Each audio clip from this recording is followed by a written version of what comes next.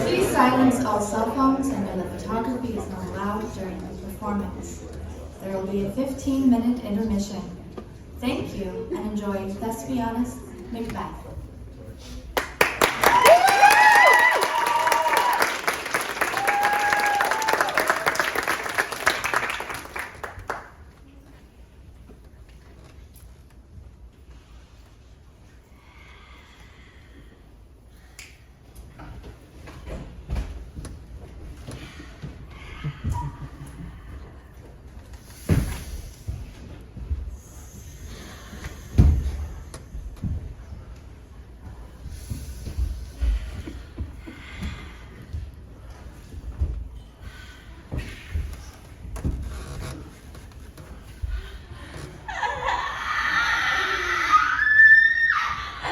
When shall we three meet again, in thunder, lightning, or in rain?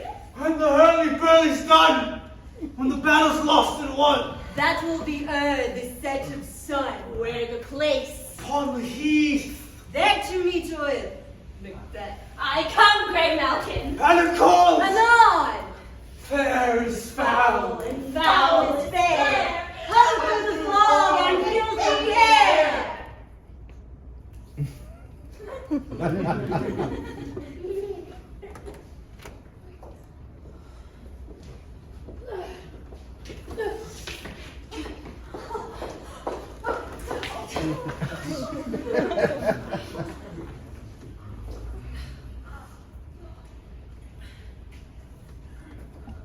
What bloody man is that?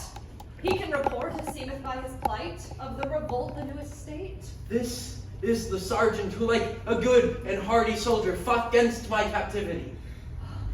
Hail, brave friend. Say to the king the knowledge of the broil as thou didst leave it. Doubtful, it stood as two spent swimmers that do cling together and choke their art. The merciless Macdonwald, worthy to be a rebel, for to that the multiplying villainies of nature do swarm upon him. From the western isles of kerns and gallow glasses is applied, and fortune on his damned coral smiling showed like a rebel's whore. But all's too weak. For brave Macbeth, well he deserves that name. Disdaining fortune with his brandished steel, which smoked with bloody execution like valor's minion, carved out his passage till he faced the slave, which ne'er shook hands nor bade farewell to him till he unseamed him from the nave to the chaps, and fixed his head upon our battlements.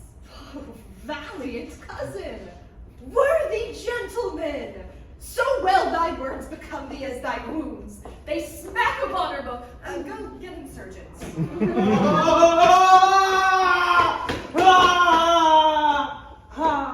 Who comes here? The worthy Thane of Ross. God save the king! Ha! Ha! Whence takes our aid? From five great kings, where the Norwegian fanners flap the sky and fan our people cold. Norway himself with terrible numbers, assisted by that most disloyal traitor, the Thane of Cawdor. Began a dismal conflict, till that Belonus bridegroom lapped in proof, confronted him with self-comparison, point against point, arm against arm, curbing his lavish spirit. And to conclude, the victory fell on us!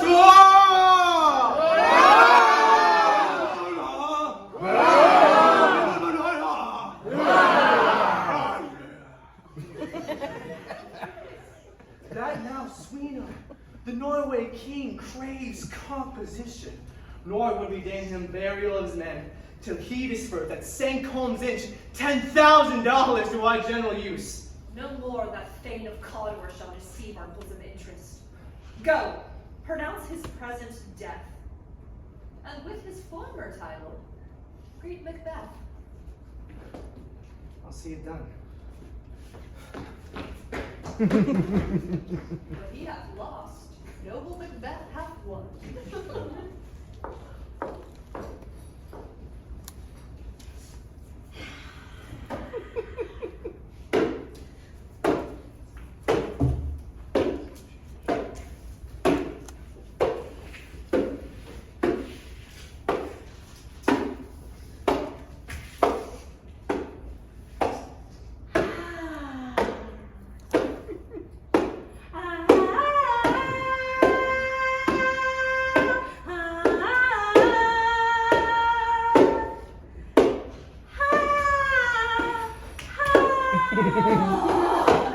Where hast thou been, sister? Killing swine! Sister, where thou? A sailor's wife had chestnuts in her lap, and munched, and munched, and munched. Give me, quoth I. Avaunt thee, witch! The bump-fed Runyon cried. Her husband's to Aleppo gone, master of the Tiger. But in a sieve I'll thither sail, and like a rat without a tail, I'll do. I'll give thee wind. Thou art kind, And I, another. I myself have all the other, and the very ports they blow, all the quarters that they know in the shipman's card. I will drain him dry as hay. Sleep shall neither night nor day hang upon his penthouse lid. He shall live a man forbid. Weary sun nights 9 times 9 shall he dwindle, pink, and pine. Though his bark cannot be lost, yet it shall be tempest tossed. Look what I have. Show me! Show me! Here I have a pilot's thumb. Wrecked as homeward he did come. I drown! Macbeth don't come. Weird sisters hand in hand, posters of the sea and land, thus to go about, Thrice to thine, and thrice to mine, and thrice again to make up 9. Peace! the charms wound up.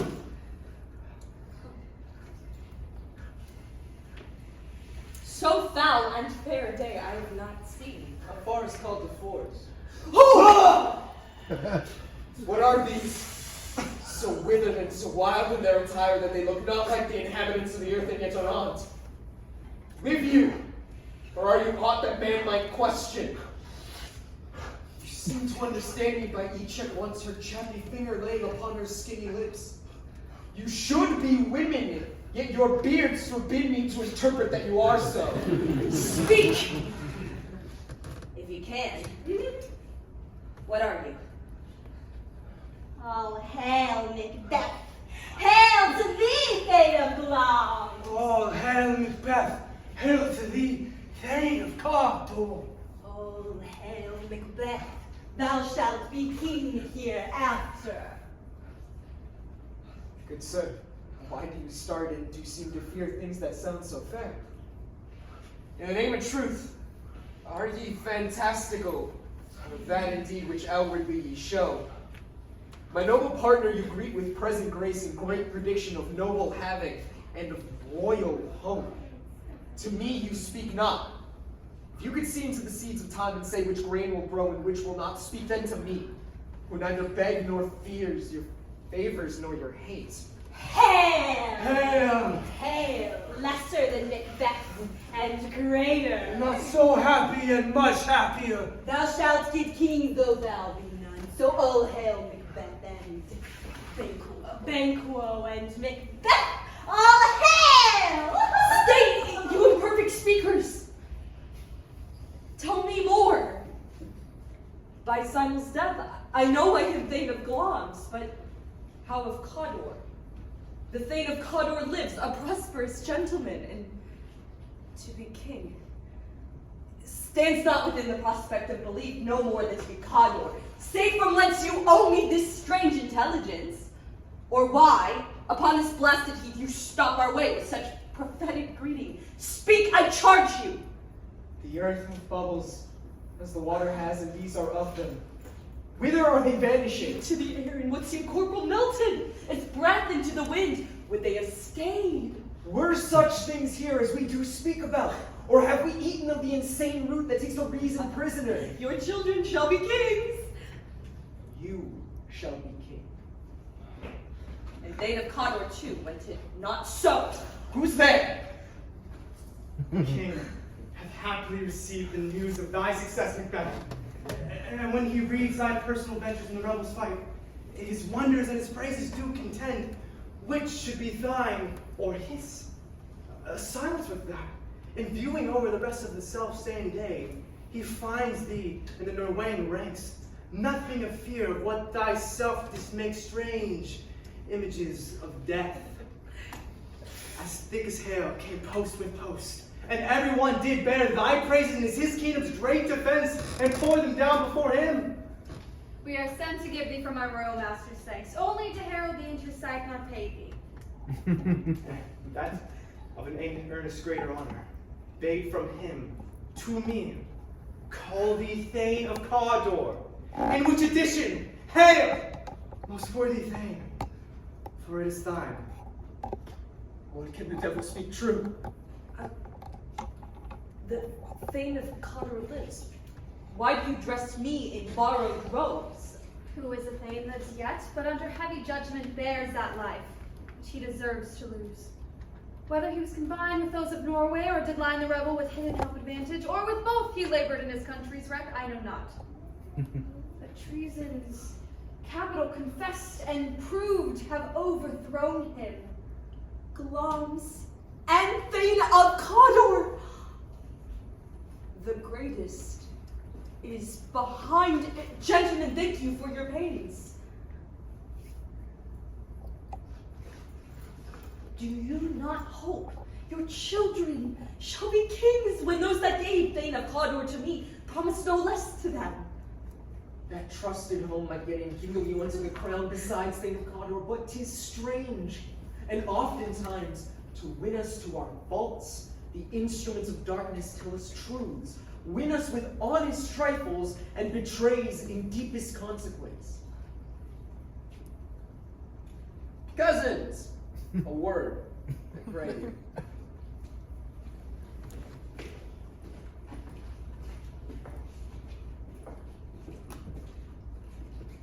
Two truths are told as happy prologues to the swelling act of the imperial theme. I thank you, gentlemen.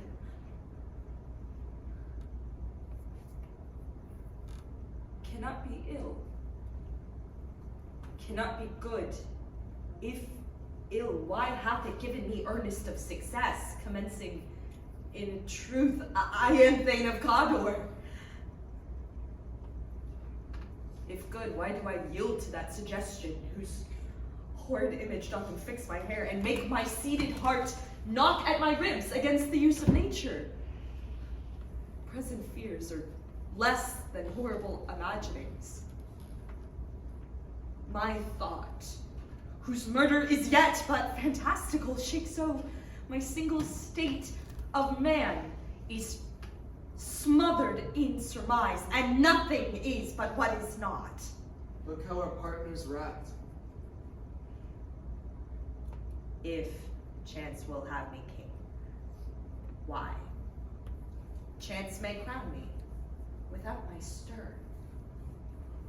New horrors come upon him.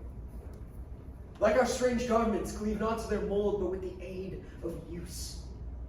Come what, come may. Time and hour runs through the roughest day. Worthy Macbeth, we wait upon your leisure. Give me your favor, my dull brain was wrought with things forgotten. Kind gentlemen, your pains are registered where every day I turn the leaf to read them. Let us toward the king. Think upon what have chanced, and at more time, the interim having waited, let us speak our free hearts, each to other. Very gladly. Till then, enough. Come, friends.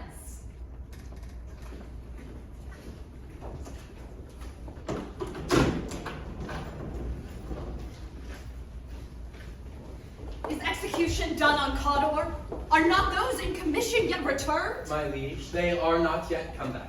But I have spoke with one who saw him die, that did report that very frankly he confessed his treasons, implored your highness pardon, and set forth a deep repentance.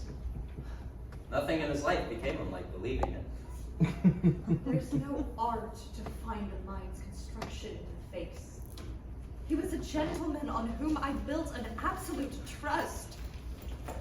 Oh, worthiest gentleman! The sin of my ingratitude even now is heavy on me. Thou art so far before that swiftest wing of recompense is slow to overtake thee. Would thou had less deserved that the proportion both of thanks and payment might have been mine. Only I have left to say, more is thy due than all can pay. The service and the loyalty I owe in doing it pays itself. Your highness' part is to receive our duties, and our duties are to your throne and state's children and servants, which do all they should by doing everything save toward your love and honor. Welcome hither. I have begun to plant thee, and will labor to make thee full of growing. Noble Banquo, thou hast no less deserved, nor must be known no less to have done so. Come, let me unfold thee and hold thee to my heart. If there I grow, the harvest is thine own. And my plenteous joys, wanton in fullness, seek to hide themselves in drops of sorrow. Sons, daughters, thanes, and you whose places are the nearest, no, we will establish our estate upon our eldest, Malcolm, whom we named hereafter the Prince of Cumberland, which honor must not unaccompanied invest him only, but signs of nobleness, like stars, shall shine on all deservers. From hence to Inverness, and bind us further to you. The rest is labor, which is not used for you. I'll be myself the harbinger and make joyful the hearing of my wife of your approach. So humbly take my leave, My worthy Cawdor. Oh, the Prince of Cumberland! That is a step on which I must fall down, or else, or leave, for in my way it lies. Stars, hide your fires! Let not light see my black and deep desires.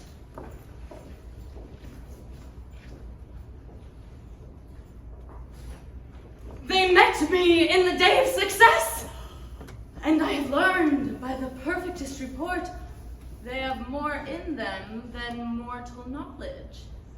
When I burned in desire to question them further, they made themselves air, into which they vanished. While I stood wrapped in the wonder of it, came missives from the king, who all hailed me Thane of Cawdor, by which title before these weird sisters saluted me and referred me to the coming on of time with, "Hail, King that shalt be! Oh, this have I thought good to deliver thee, my dearest partner of greatness, that thou mightst not lose the dues of rejoicing by being ignorant of what greatness is promised thee. Lay it to thy heart, and farewell." Comes thou art, and Cawdor, and shalt be what thou art promised. Yet do I fear thy nature. It is too full of the milk of human kindness to catch the nearest way. Thou wouldst be great, art not without ambition, but without the illness should attend it. What thou wouldst highly, that wouldst thou holily. wouldst not play false, and yet wouldst wrongly win. Thou'st have great gloms, that which cries, thus thou must do if thou have it, and that which rather thou dost fear to do, than wishes should be undone. Hie thee hither, that I may pour my spirits in thine ear, and chastise with the valor of my tongue all that impedes thee from the golden round, which fate and metaphysical aid doth seem to have thee crowned withal. What is your tidings? The king comes here tonight. Thou art mad to say it.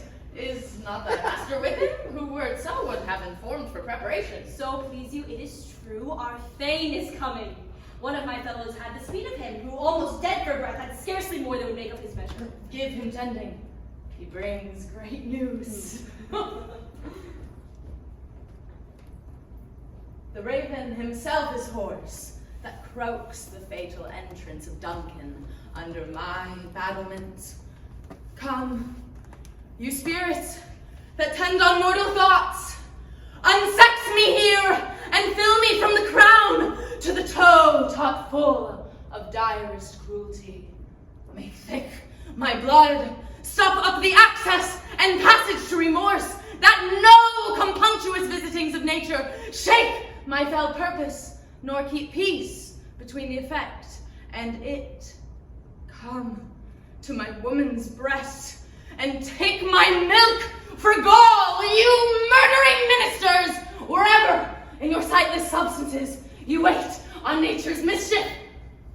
Come, thick night, and pall thee in the dunnest smoke of hell, that my keen knife see not the wound it makes, nor heaven peep through the blanket of the dark to cry, hold, hold!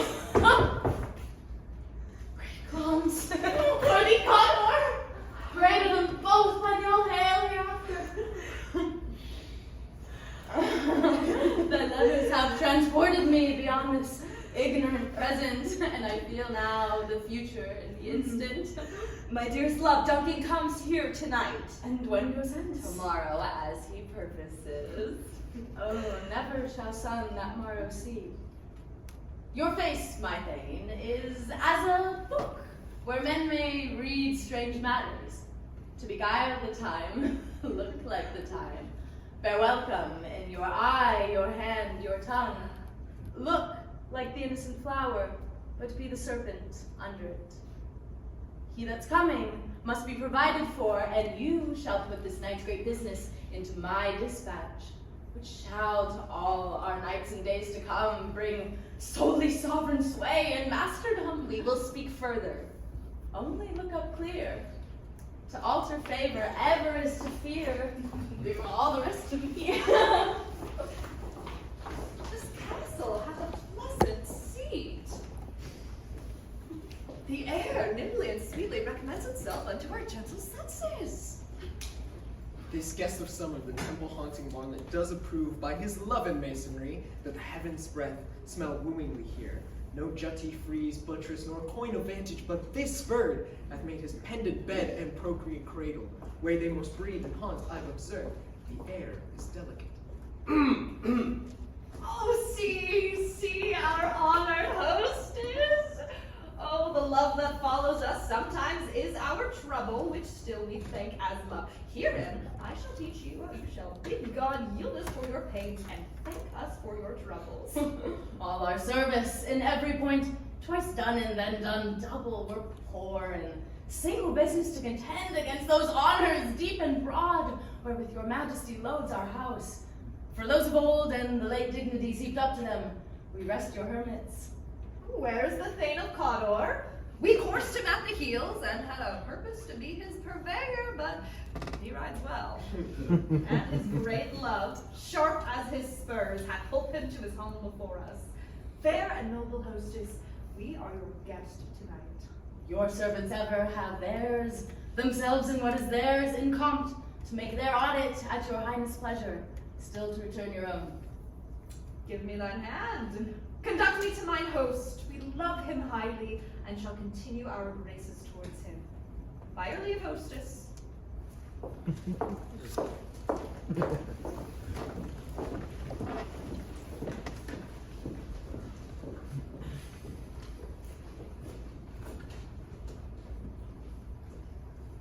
If it were done, when 'tis done, and 'twere well it were done quickly. If the assassination could tremble up the consequence and catch with his surcease success, that but this blow might be the be-all and the end-all here. But here upon this bank and shoal of time will jump the life to come. But in these cases, we still have judgment here that we but teach, bloody instructions, which being taught, return to plague the inventor. This even-handed justice commends the ingredients of our poison chalice to our own lips. He's here in double trust. First, as I am his kinsman and his subject strong, both against the deed. Then as his host, who should against his murderer shut the door, not bear the knife myself. Besides, this Duncan hath borne his faculty so meek, hath been so clear in his great office, that his virtues will plead like angels, trumpet-tongued against the deep damnation of his taking off. In pity, like a naked newborn babe, striding the blast o'er, heaven's cherubim horsed upon the sightless couriers of the air, shall blow the horrid deed in every eye that tears, shall drown the wind. I have no spurs to prick the sides of my intent, but only vaulting ambition, which o'erleaps itself and falls on the other. How now, what news? He is almost supped. Why have you left the chamber? Hath he asked for me? Know you not he has? We will proceed no further in this business. He hath honored me of late, and I have buckled in opinions of all sorts of people that should be worn now in their newest gloss, not cast aside so soon. Was the hope drunk wherein you dressed yourself? Hath it slept since? And wakes it now to look so green and pale at what it did so freely? From this time such I account thy love. Art thou afeared to be the same in thine own act in valor as thou art in desire? Wouldst thou have which thou esteem'st, the ornament of life, and live a coward in thine own esteem? Letting I dare not to wait upon, I would, like the poor cat of the adage. Prithee, peace, I dare do all that may become a man who dares do more is none. What beast was it then that made you break this enterprise to me? When you durst do it, then you were a man. And to be more than what you were, you would be so much more the man. Nor time nor place did then adhere, and yet you would make both. They have made themselves, and that their fitness now does unmake you. I have given suck, and know how tender 'tis to love the babe that milks me. I would, while it was smiling in my face, have plucked my nipple from its boneless gums and dashed the brains out, had I so sworn as you have done to this. But should we fail? We fail. But screw your courage to the sticking place, and will not fail. When Duncan is asleep, his 2 chamberlains will I, with wine and wassail, so convince that memory, the warder of the brain, shall be a few, and the receipt of reason a limbeck only, when in swinish sleep their drenched natures lie as in a death. What cannot you and I perform upon the unguarded Duncan? What not put upon his spongy officers, who shall bear the guilt of our great 12? Oh, bring forth men children only, for thy undaunted metal should compose nothing but males.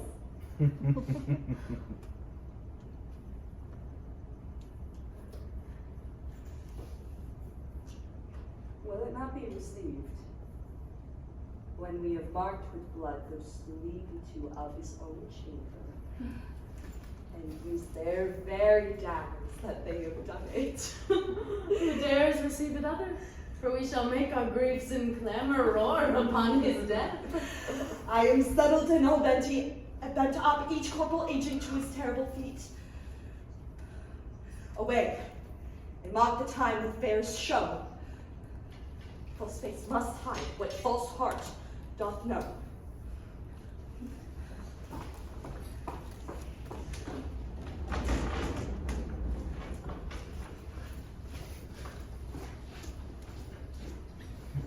How goes the night, boy? The moon is down. I have not heard the clock. She goes down at 12. I take it as later, sir. Oh, take my sword.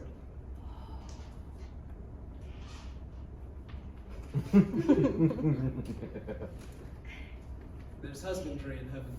The candles are all out. Take me that too.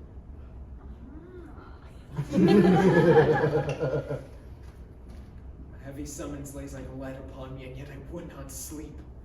Merciful powers, restrain in me those cursed thoughts that nature gives way to in repose. Give me my sword. Who's there? A friend. What, sir? Not yet at rest? The king's abed. He hath been in most unusual pleasure, and sent great largesse to your office. This diamond he greets your wife withal by the name of most kind hostess, and shut up in measureless content. Being unprepared, our will became the servant to defact. Which else would free abroad? All's well. I dreamt last night of the three weird sisters. To thee they have shown some truth. I think not of them. Yet, when we can entreat an hour to serve, we should spend it in some words upon that business, if you would grant the time. At your kindest leisure. If you shall cleave to my consent, when 'tis, it shall make honor for you. And so I lose none in seeking to augment it, but keep still my bosom franchise and allegiance clear. I shall be counseled.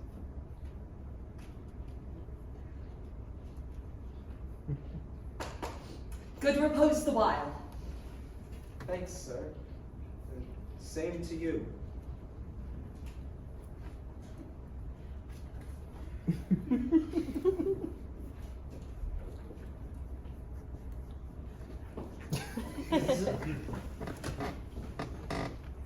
Go bid thy mistress, when my drink is ready, she strike upon the bell. Get me to bed.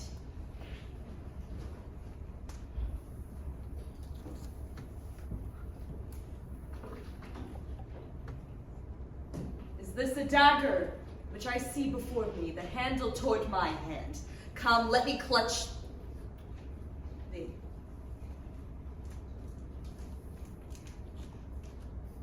I hold thee not, and yet I see thee still. Art thou not fatal vision, sensible to feeling as to sight? Or art thou but a dagger of the mind, a false creation, proceeding from the heat oppressed brain? I see thee still, in form as palpable as this which now I draw. Thou marshalst me the way that I was going. Oh, in such an instrument I was to use. My eyes are made the fools, or the other senses.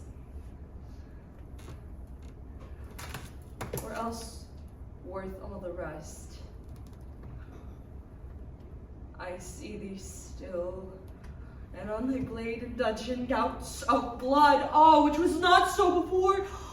Oh, there's no such thing as the bloody business which informs to my eyes now, or the one half-world nature seems dead. In wicked dreams, abuse the cartoon sleep. Witchcraft celebrates pale Hecate's offerings. And withered murder, alarmed by a sentinel, the wolf who howls his watch thus with his stealthy pace, with Tarquin's ravishing strides, towards his design moves like a ghost. Oh, thou sure and firm set earth, hear not my steps, which way they walk, for fear thy very stones prate of my whereabouts, and take the present horror from the time which now suits with it.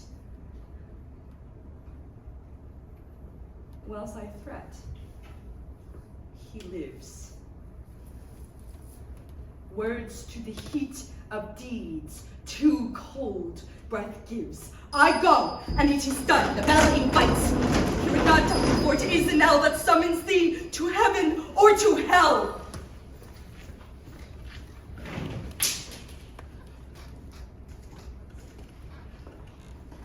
That which hath made them drunk hath made me bold.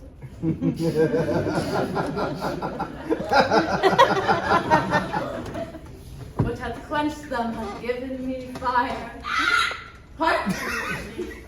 Peace!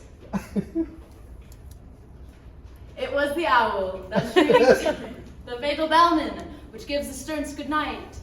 He is about it. The doors are open, and the surfeited grooms do mock their charge with snores. I have drugged their possets, that death and nature do contend about them, whether they live or die. Who's there? What? Who? Alack, I'm afraid they have awaked. And 'tis not done. The attempt and not the deed confounds us. Hark, I laid their daggers ready, he could not miss them. Had he not resembled my father as he slept, I had done it. My husband. I have done the deed. Didst thou not hear a noise? I heard the owl scream and the crickets cry. Did not you speak? When? Now? Oh, as I descended. I, Hark, who lies in the second chamber? Donald Payne. Oh, this is a sorry sight. A foolish thought to say a sorry sight. Oh, wouldst it laugh in his sleep? And when cried murderer, that they did wake each other. I stood and heard them, but they did say their prayers, and addressed them again to sleep. There are two lodged together. One cried, God bless us, and amen the other, as they had seen me with these hangman's hands. Consider it not so deeply. But wherefore could I not pronounce amen? I had most need of blessing, and amen stuck in my throat. These deeds must not be thought after these ways, so it will make us mad. Methought I heard a voice crying, sleep no more. Macbeth, does murder sleep, the innocent sleep, sleep that knits up the raveled sleeve of care. Oh, death of each day's life, sore labor's bound, home of hurt minds, green nature's sinking course, chief nourisher life's feet. Who? What do you mean? Still I cried, sleep no more, to all the house gloms hath murdered sleep, and therefore Cawdor shall sleep no more. Macbeth shall sleep no more. Who was it that thus cried? My worthy Thane, you do unbend your noble strength to think so brain-sickly of things. Go, get some water and wash this filthy witness from your hands. Why did you bring these daggers from the place? They must lie there. Go carry them and smear the sleepy grooves with blood. No, I'll go no more. I am afraid to think on what I have done. To look on it again, I dare not. Infirm of purpose. Give me the daggers. The sleeping and the dead are but as pictures. 'Tis the eye of childhood that fears a painted devil. If he do bleed, I'll gild the faces of the grooms withal, for it must seem their guilt.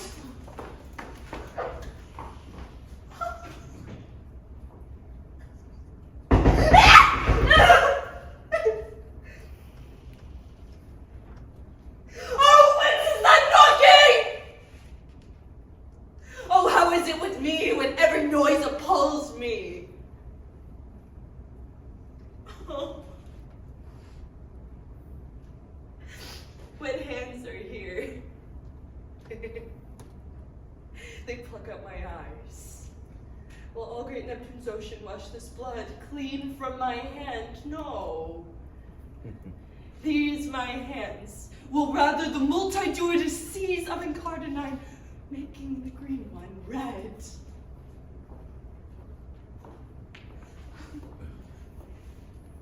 My hands are of your color, but I shame to wear hearts so white. I hear knocking at the south entry.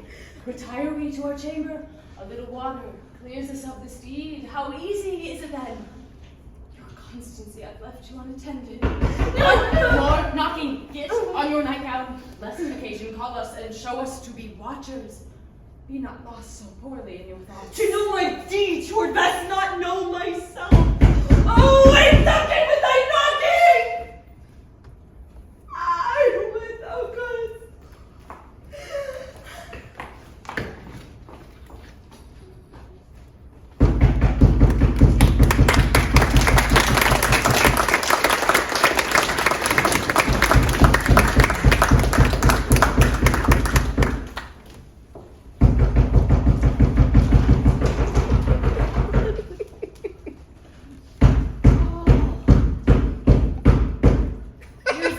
Indeed. If man were born of Hellgate, he should have old turning the key. Knock, knock, knock. Who's there in the name of Beelzebub? Hey, here's a farmer that hanged himself on the expectation of plenty. Come in time, have napkins and now about you. Here, you'll sweat for it. Knock, knock. Who's there in the other devil's name? Faith! Here's an equivocator that could swear in both the scales against either scale, that committed treason enough for God's sake, yet could not equivocate to heaven. Come in, equivocator.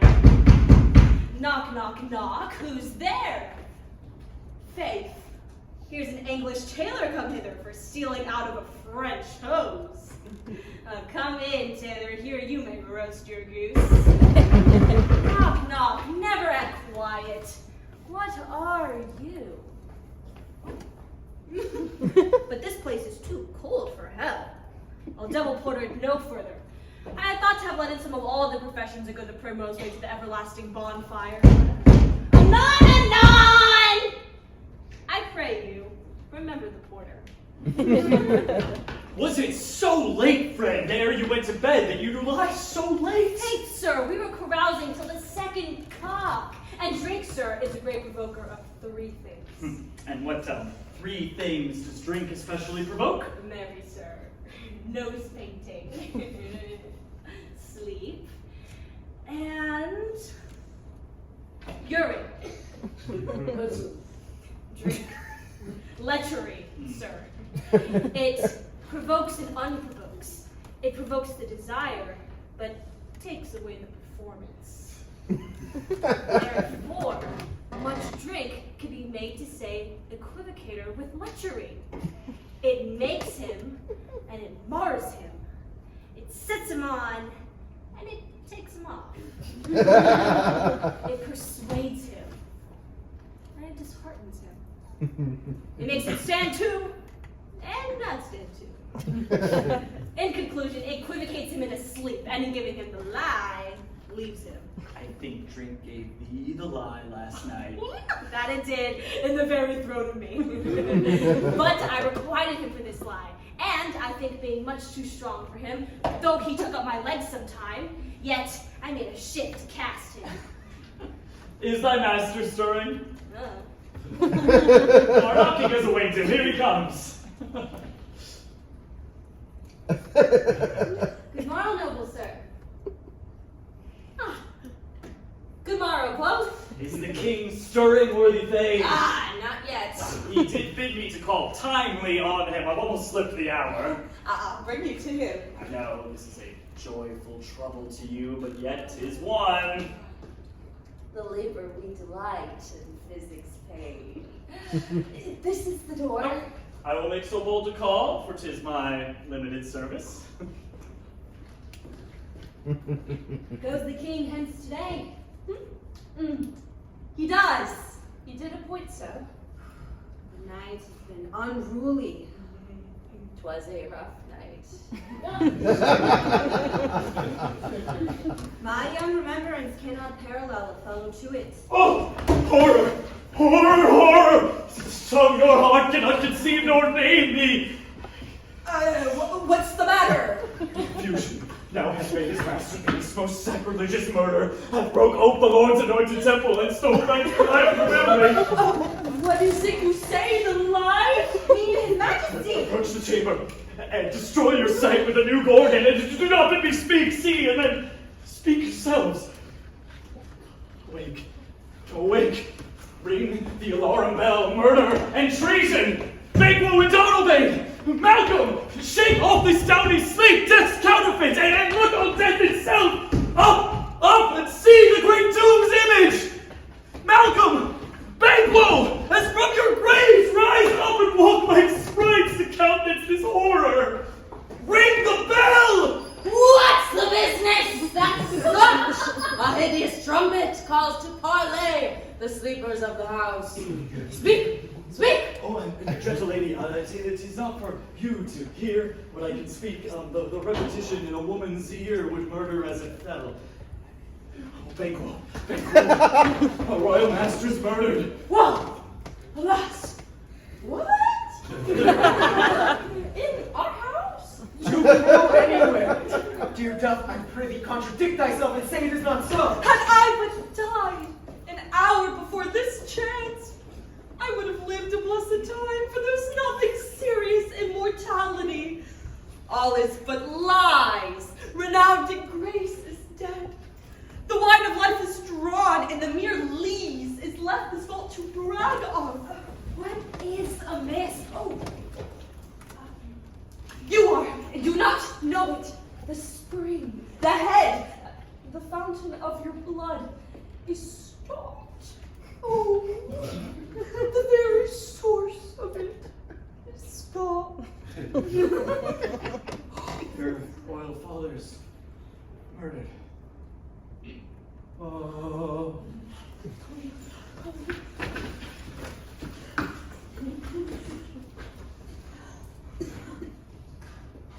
By whom?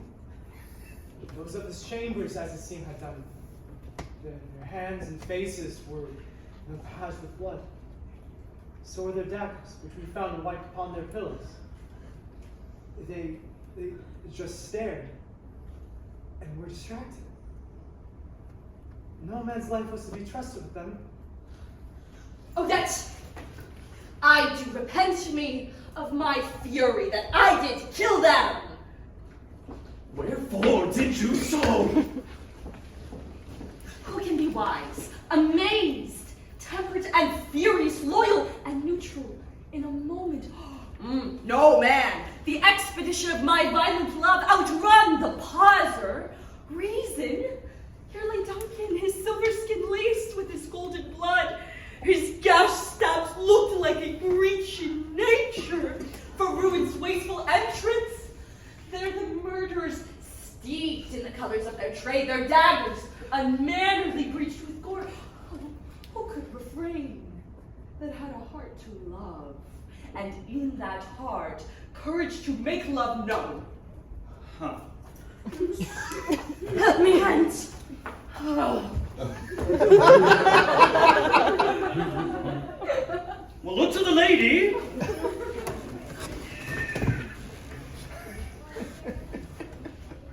Why do we hold our tongues that most may claim this argument for ours? What should be spoken here where our fate hid in an auger hole may rush and seize us?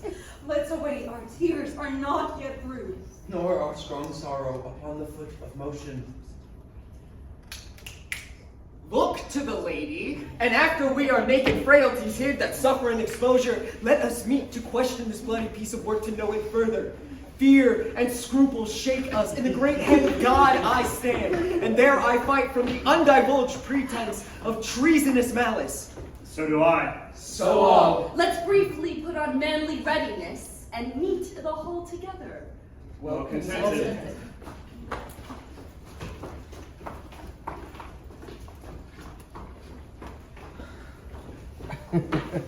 What will you do? Let's not consort with them. To show an unfelt sorrow is an office the false man does easy. I'll to England. To Ireland our separated fortune shall keep us both the safer. Where we are, there's daggers in men's smiles, the near in blood, the nearer bloody.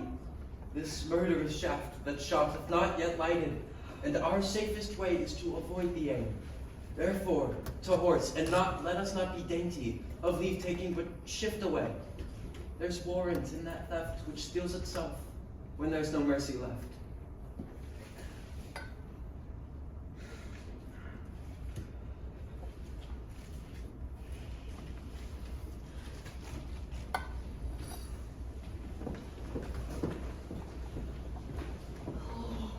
Threescore and 10 I can remember well, within the volume of which time I have seen hours dreadful and things strange, but this night hath trifled former knowings. Ah, good father, thou seest the heavens as trouble with man's act threaten his bloody stage. By the clock 'tis day, and yet the dark night strangles the traveling lamp. Is night's predominance a day's shame that darkness does the face of earth and tomb when living light should kiss it? 'Tis unnatural, even like the deed that's done. Falcon, towering in a pride of place, was last Tuesday by a mousing owl hawked at and killed. And Duncan's horses, a thing most strange and certain, beauteous and swift, the minions of their race turned wild in nature, broke their stalls and flung out, contending against obedience, as if they would make war with mankind. 'Tis said they eat each other. They did so. To the amazement of mine eyes, I looked upon it. Here comes the good Macduff. And how goes the world, sir, now? Why, see you not? Is it known who did this more than bloody deed? Those that Macbeth had slain? Past the day. What good could they pretend? They were suborned. Malcolm and Donalbain, the king's 2 children, are stolen away and fled, which puts upon them suspicion of the deed. Canst nature still?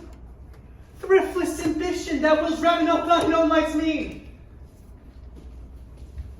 It is most likely the sovereignty will fall upon Macbeth. He's already named, gone to Scone to be invested. Where's Duncan's body? Carried to Colmkill, sacred storehouse of his predecessors and guardian of their bones. Were you to Scone? No, cousin. Out to Fife. Well, I will thither. Well, you see things well done there? Do? Sir old robes sit easier than our new. Farewell, father. Cod's venison go with you. And of those that make good of bad, and friends of foes.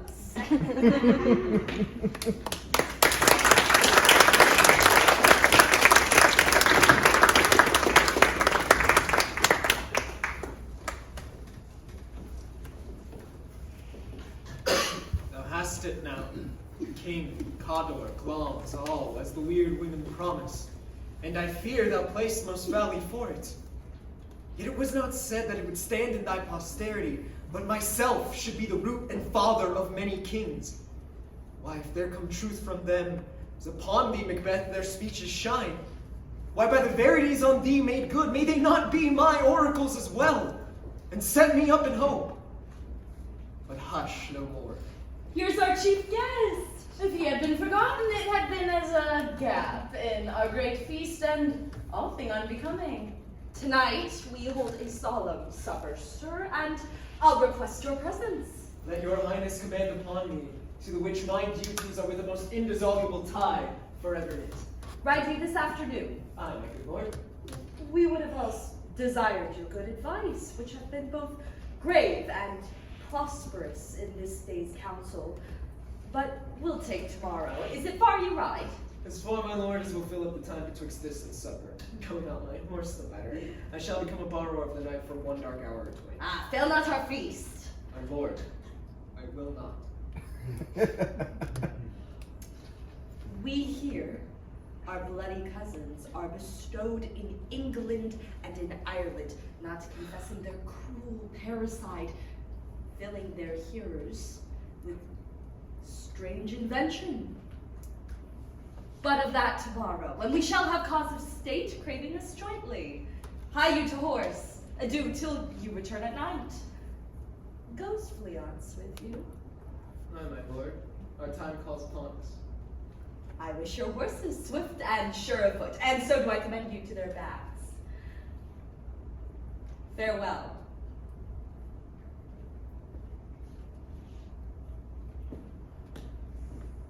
Let every man be master of his time till 7 at night, to make society the sweeter welcome. We will keep ourselves till supper time alone. Well then, God be with you.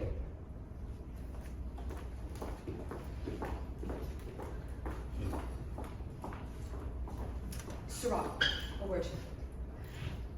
Attend these men our pleasure. They are, my lord, without the palace gate. Bring them before us.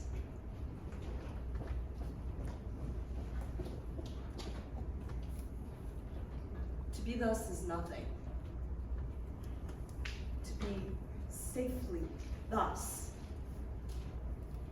Our fears in Banquo stick deep, and in his royalty of nature reigns that which would be feared. 'Tis much he dares. And to that dauntless temper of his mind, he hath a reason that doth guide his valor to act in his safety. There is none but he whose being I do fear, and under him my genius is rebuked, as it is said what Mark Antony's was by Caesar.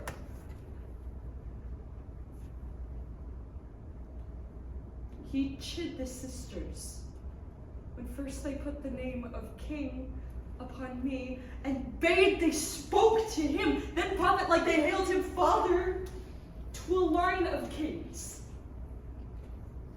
Upon my head they placed a fruitless crown, and put a barren scepter in my right, thence to be wrenched with an unlineal hand, no son of mine succeeded. If it be so, for Banquo's issue have I filed my mind.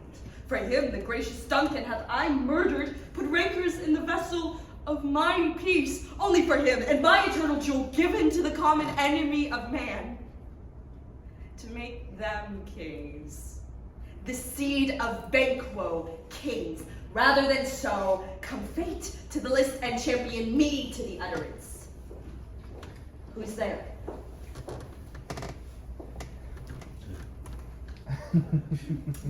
Now, go to the door and stay there till we call. Was it not yesterday we spoke together?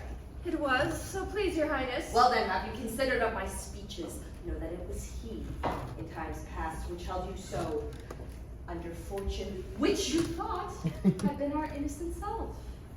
This I made good to you in our last conference.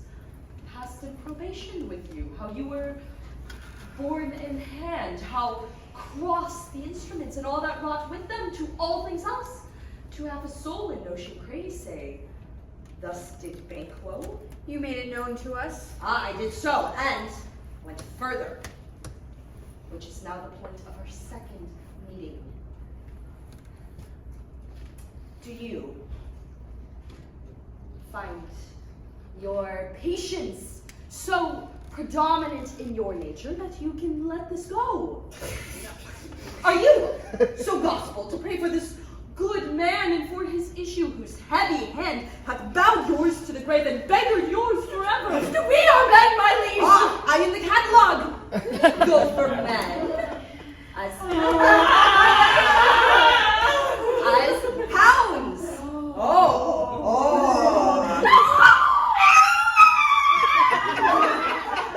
And greyhounds, mongrels, spaniels, curs, shows, water bugs, and demi-wolves are clubbed all by the name of dogs. Now, if you have station in mind, not in the worst rank of manhood, say it, and I will put that business in your bosom, whose execution takes your enemy off, grapples you to the heart and love of us, who were our health but sickly in his life, which in his death were perfect. I am one, my liege, whom the vile blows and buffets of the world have so incensed that I am reckless when I do despite the world. Good, and I another, so weary with disaster time to fortune that I would set my lie on any chance to mend it, or be rid on it.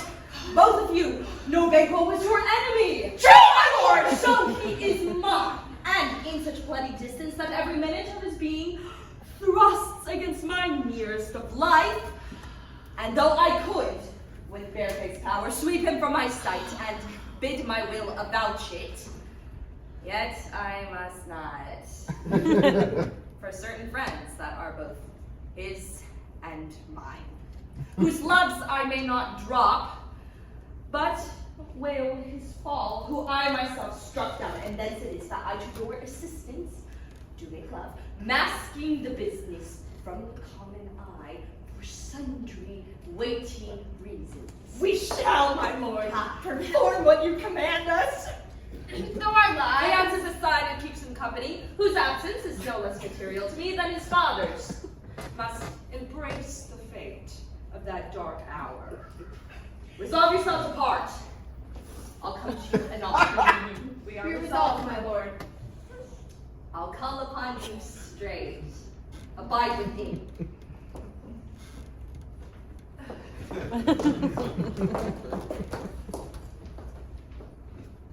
It is concluded. Banquo, thy soul's flight, if it find heaven, must find it out tonight.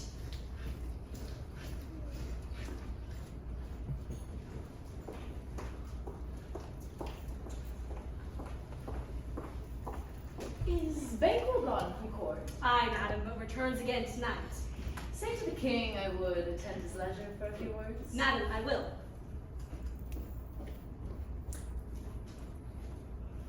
Not had, all spent, where our desires got without content.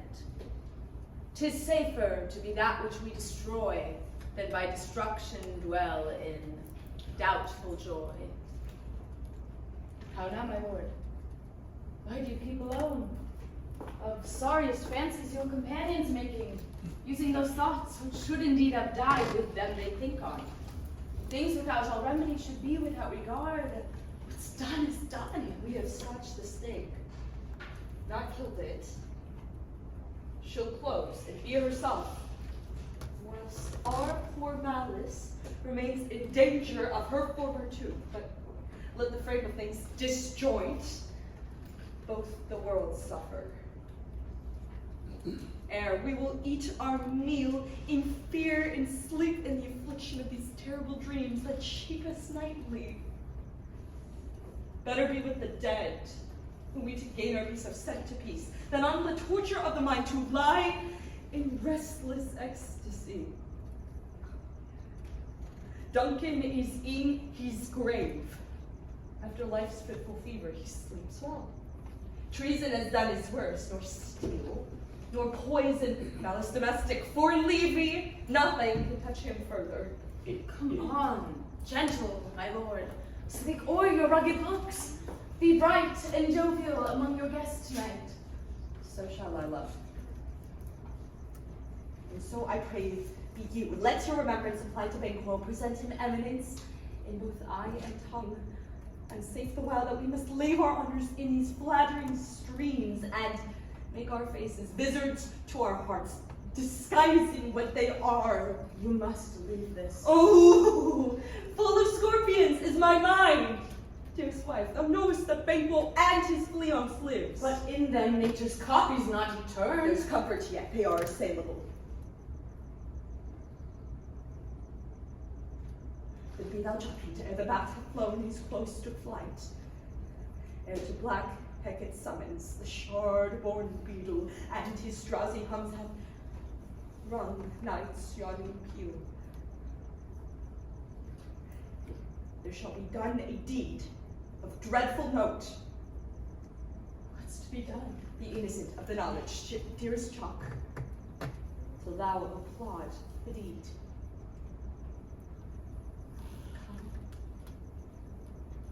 steely night, scarf up the tender eye of pitiful day. And with thy bloody and invisible hand cancel and tear to pieces that great bond which keeps me pale. Night thickens and the chromics wing to the rooky wood. Good things of day begin to droop and drowse, as night's black agents to their praise do rouse. Thou marvelst at my words, but hold thee still. Things bad begun make strong themselves by ill. So prithee, go with me.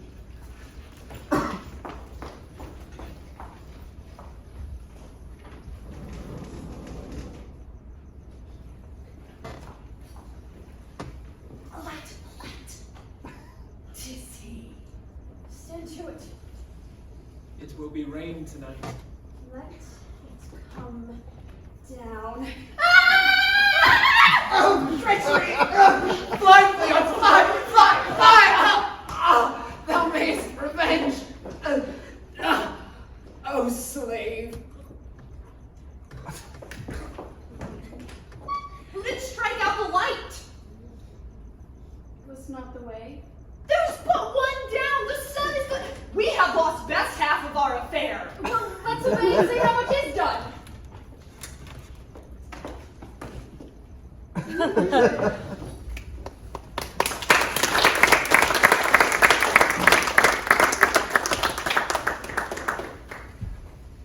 You know your own degrees. Sit down. At first and last, the hearty welcome.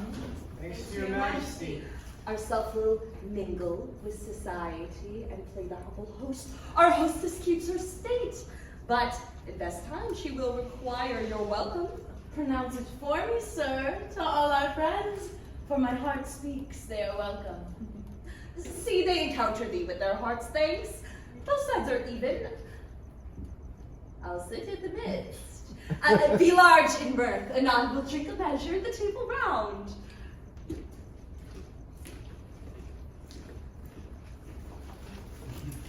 There's blood on my face. Tis Banquo's then. Tis better thee without than he within. Is he dispatched? My lord, his throat is cut. That I did for him. Thou art the best of the comforts. Yet he's good. That did the like for Fleance. If thou didst it, thou art then on the prowl. Most royal sir, Fleance escaped. Ah. Then comes my fit. Again, I had else been perfect. Whole as the marble, founded as the rock, as broad and general as the casing air. But now, I am cabined, cribbed, confined, bound in two saucy doubts and fears. But Banquo's safe. Ay, my good lord, safe in a ditch. He bides with sweaty, drenched gashes upon his head, the least of death to nature. Thanks to that. There the grown serpent lies. The worm that's fled hath nature that in time will venom breed. No teeth for the present. Get thee gone. Tomorrow we'll hear ourselves again. My royal lord, you do not give the cheer.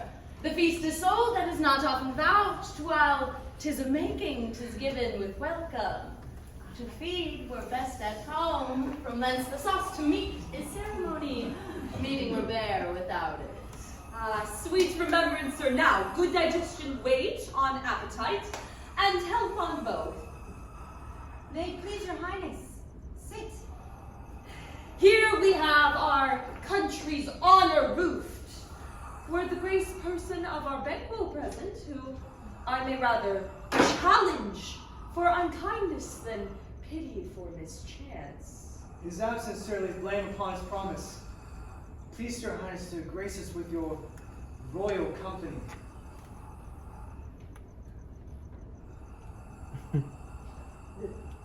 The tables full. Here's a place reserved, sir. Where? Here, my good lord. What is it that moves your highness? Which of you has done this? What, my good lord? Oh, well, thou canst not say I did it. Oh, never shake thy gory locks at me. Gentlemen, his highness is not well.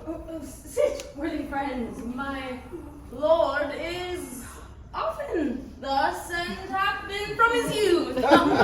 Pray you keep seat. The fit is momentary. Upon a thought, he will again be well. If much you note him, you shall offend him and extend his passion, speed, and regard him not.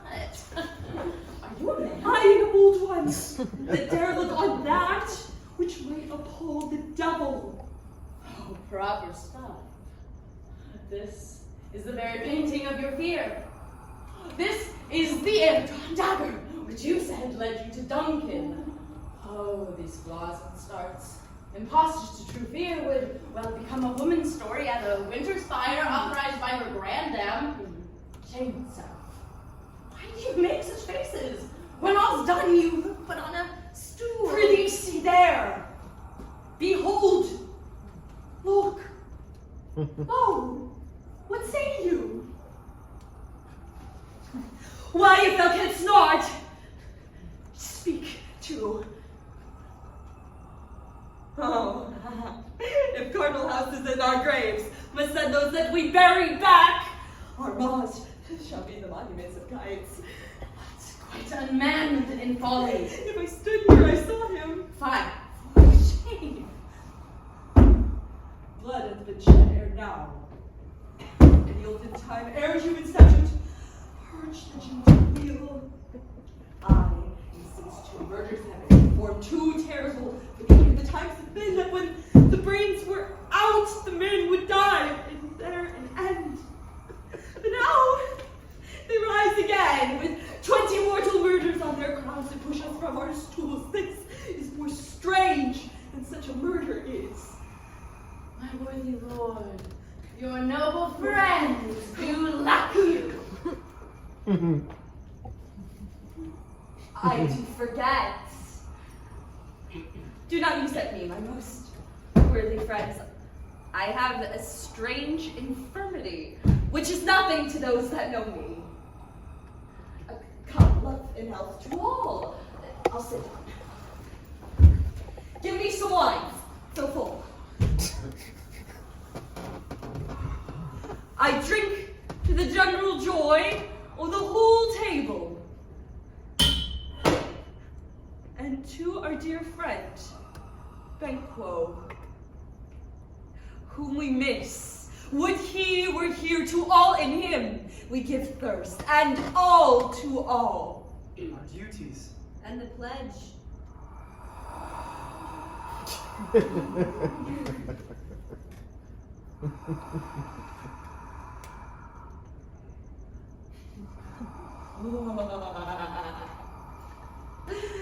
Oh, avaunt, and quit thy sight. Let the earth hide thee. Thy bones are marrowless. Thy blood is cold. Thou hast no speculation in those eyes which thou dost glare with. Think of this, good peers, but as a thing of custom. 'Tis no other, only it spoils the pleasure of the time. What man dare? I dare. Approach thou like the rugged Russian bear, the armed rhinoceros, or the hickory tiger, take any shape. But that, in my firm nerves, shall never trouble or be alive again, and dare me to the desert with thy sword. If trembling I inhabit, then protest me the baby of a girl. Hence, horrible shadow, unreal mockery, hence.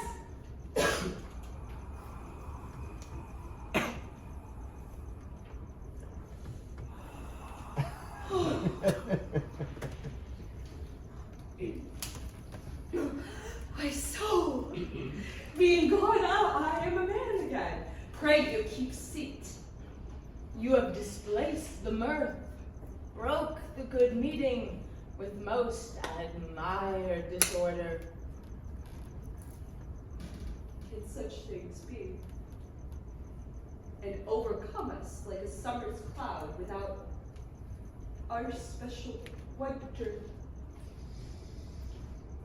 You make me strange, even to the disposition that I owe, when now I think you can behold such sights and keep the natural ruby of your cheeks, while mine are blanched with fear. What sights, my lord? I pray you, speak not. He grows worse and worse. Question enrages him. At once, the good night. Stand not upon the order of your going, but go at once. Good night, and better health attend his majesty. A kind good night to all.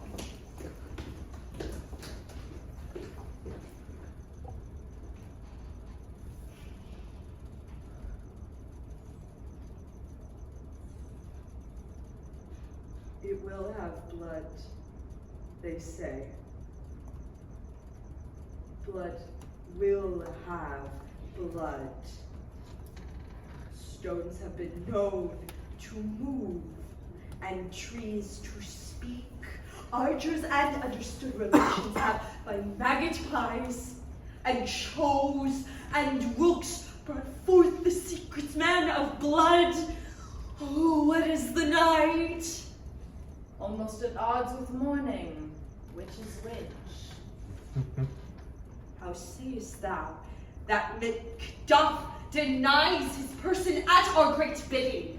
Did you send to him, I sir? hear it, by the way, but I will send. There's not a one but in his house. I keep his servant feed. I will tomorrow, and betimes I will to the weird sisters. More shall they speak, for I have bet to know by the worst means the worst. For my own good, all causes shall give way. I am in blood. Stepped in it so far that should I wade no more, returning where it is tedious as go o'er.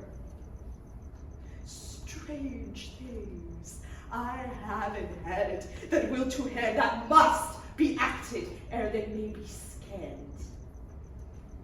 You lack the season of all natures.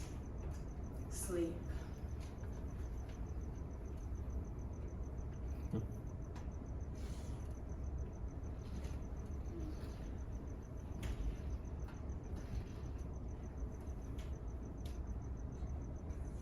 Come, go to sleep. My strange and self-abuse is the initiate fear that wants hard use.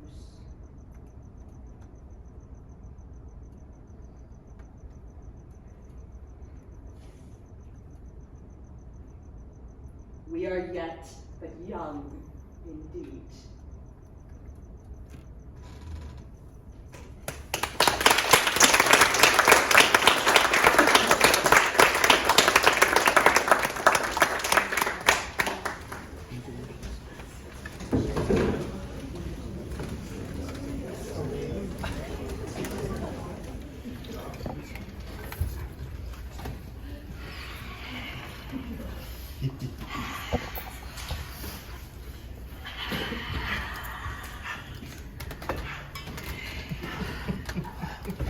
Thrice the grinded cat hath mewed. Parson wants the head be crying. Happier cries, 'tis time, 'tis time. Round about the cauldron go, in the poisoned entrails throw toad, that under cold stone days and nights have 31. Sweltered venom sleeping got, boiled out first in the charmed pot. Double, double, Toil and struggle, fire burning cauldron bubble. Feel it of a veiny snake in the cauldron boil and bake. I root into a frog, full of bat and tongue of dog. Adder's fork in blind worm's sting, lizard's leg in out its wing, for a charm of powerful trouble, like a helper of boiling couple. Double, double, toil and trouble, fire burn and cauldron bubble, Scale dragon, tooth of wolf, which is mummy mine ghost, of the raven salty shark, root of hemlock, dig died dark, liver of blasphemy Jew, skull of goat and slips of yew, silvered in the moon's eclipse, nose of Turk in Tartar's lips, finger of a birth strangled babe, ditch delivered by a drab, make the gruel thick and slab, add thereto a tiger's chagrin for the ingredients of our cauldron. double, double, toil and trouble, fire burn and cauldron bubble. Cool it with a baboon's blood, then the charm is firm and good. Oh, well done. I commend your pains, and everyone shall share in the gains. And now, about the cauldron sing, live elves and fairies in a ring, enchanting all that you put in.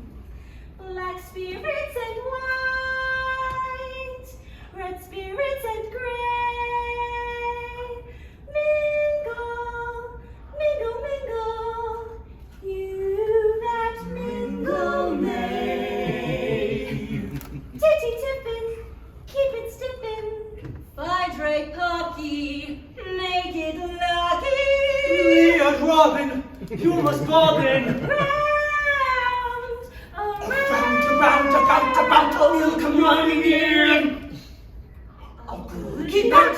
Here's the blood of a bat. Put in that, oh, put in that. Leopard bane, it's a poisonous herb. Leopard bane. Oh, put in again. Shoes of Oh, the oil of adder, the yonker, the pretty young gentlemen. Those who make the yonker manner put in their all and reap the stench. Nay, the ounces of red and white. Round, about, all milk and running in. Oh, keep out. By the pricking of my thumbs. Something wicked this way comes! Open locks! How know you secret, black midnight hags? Oh, what is it you do? A deed without a name. I conjure you, by that which you profess, how were you come to know it? Answer me to what I ask you. Speak. The man Will answer. Say if thou'dst rather hear it from our mouths or from our master. Come and let me see him. Pour in sow's blood that hath eaten her 9 pharaoh. Cha! Grease! That's sweating from a murderer's. Give it. Throw it to the flame. Come high or low, thyself in office deftly show.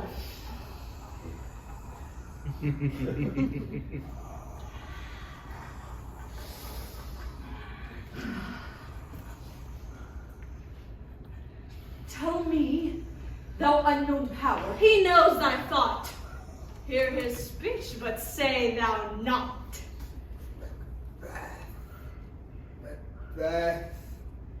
Macbeth! Beware Macduff! Beware the Thane of Fife! Dismiss me! Enough!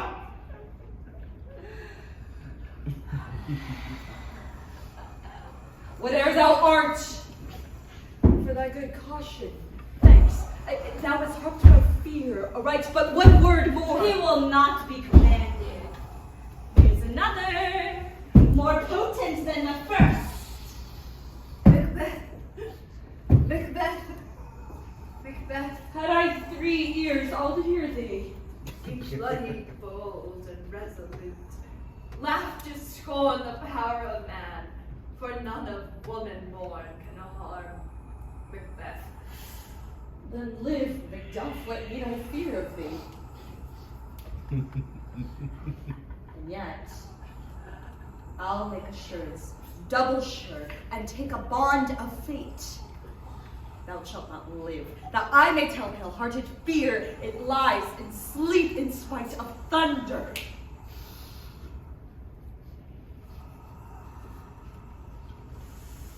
What is this? That rises like the issue of a king, and on his baby brow wears the round and top of sovereignty. Listen, but speak not to it. Be lion meadow, proud, and take no care who chafes, who frets, or where conspirers are. Macbeth shall never vanquished be, until great Birnam Wood to high Dunsinane Hill shall come against him. Thou shalt never be. Who can impress the forest? Bid the tree and fix the earthbound root. Sweet body paints good. Rebellion's head rise never till the wood of Birnam rise. And our high placed Macbeth shall live the least of nature, paying his breath to time and mortal custom. Yet, my heart yearns to know one thing. Tell me, if thou art can tell so much, shall Bago's issue ever reign in this kingdom? Seek to know no more. I will be satisfied. Deny me this, and an eternal curse shall fall upon you. Let me know. Show his eyes and grieve his heart. Come like shadows, so depart.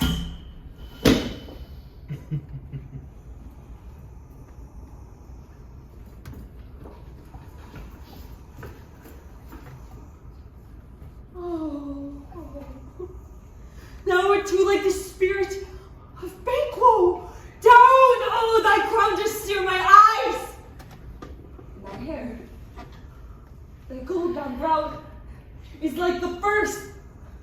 The third is like the former. Oh, you filthy hags, why dost thou show me this?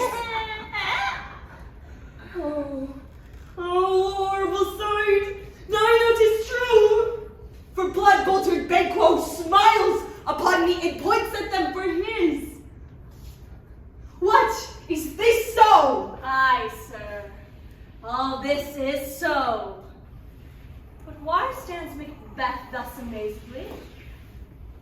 Come, sisters, cheer me up, his sprites, and show the best of our delights. I'll torn the air to give a sound while you perform your antic round, that this great king may kindly say our duties did as welcome pay.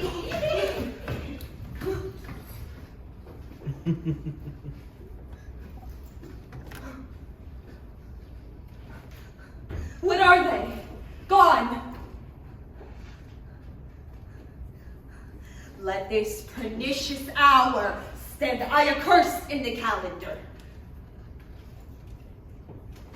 Who's there? Come in! Without there! What's your grace's will? Saw you the weird sisters. No, my lord. Came they not by you? No, indeed, my lord.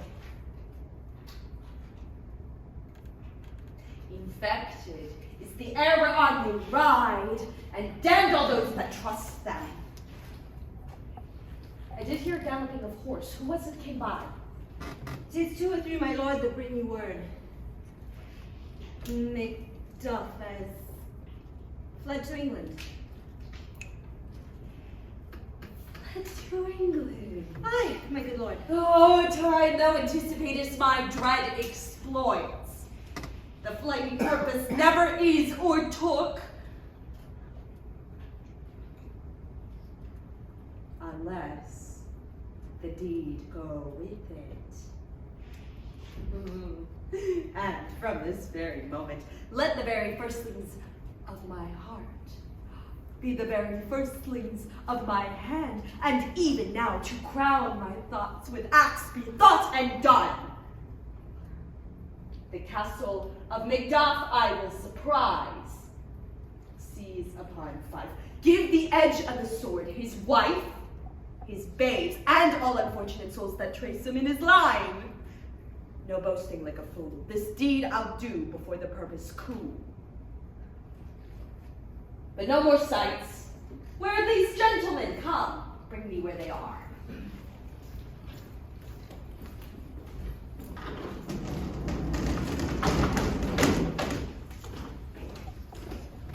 What had he done to make him fly the land? You must have patience, madam.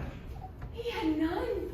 His flight was madness, while our actions do not. Our fears do make us traitors. You know not whether it was his wisdom or his fear. Wisdom? To leave his wife? To leave his babes, his mansions, and his titles in a place from whence himself does fly. He loves us not. He wants the natural touch. For the poor wren, the most diminutive of birds, will fight her young ones in her nest against the owl. All is the fear, and nothing is the love. As little as the wisdom, the flight so runs against all reason. My dearest coz, I pray you, school yourself. For your husband, he's noble, judicious, wise, and best knows the fit of the season. Now, I dare not speak much further, but cruel are the times when we are traitors and do not know ourselves. When we hold rumor from what we fear, yet know not what we fear, but afloat upon a wild and violent sea each way move. Now, I take my leave. It shall not be long, and I'll be here again. Things at worst will cease, or else climb upward to what they were before. My pretty cousin, blessings upon you. Fathered he is, and yet he's fatherless. I am so much a fool should I stay any longer. It would be my disgrace and your discomfort. Take my leave at once.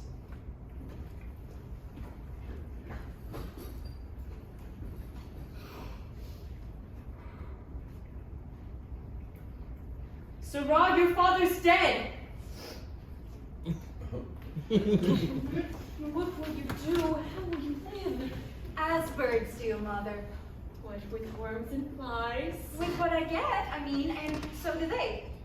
Poor bird.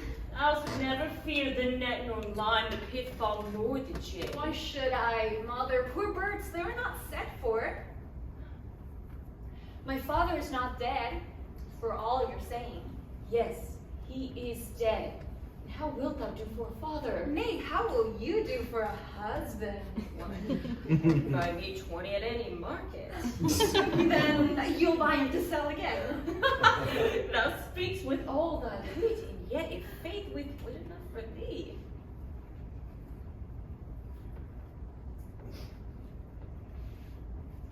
Was my father a traitor, mother? Aye, that he was. What is a traitor? Why, one that swears and lies. And be all traitors that do so? Everyone that does so is a traitor and must be hanged. And must they all be hanged that swear and lie? Everyone. Who must hang them? Why, the honest men. Then the liars and swears are fools, for there are liars and swears, and now to beat the honest men and hang off them. Well, God help thee, poor monkey. How wilt thou do for a father? If he were dead, you'd weep for him. If you would not, it were a good sign that I shall quickly have a new father. Poor friend, thou stars. Bless you, fair dame. I am not to you known, though in your state of honor I am perfect. I doubt some danger does approach you nearly. If you will take a homely man's advice, be not found here. Hence, with your little ones. Who to fright you thus, methinks I am too savage. To do worse to you were fell cruelty, which is to marry your person. Heaven preserve you. I dare abide no longer. Whither should I fly? I've done no harm. But then I remember I'm in this earthly world where to do harm is often laudable, to good sometime accounted dangerous folly. Why then, alas, do I put up that womanly defense to say I have done no harm? What are these faces? Where is your husband?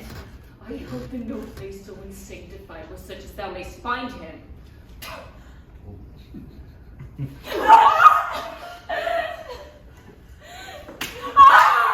is a traitor. Thou pious! Thou shag-haired villain! Would you egg?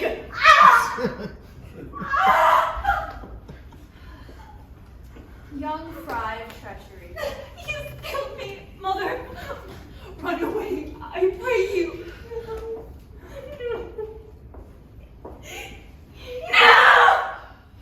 Murderer! No!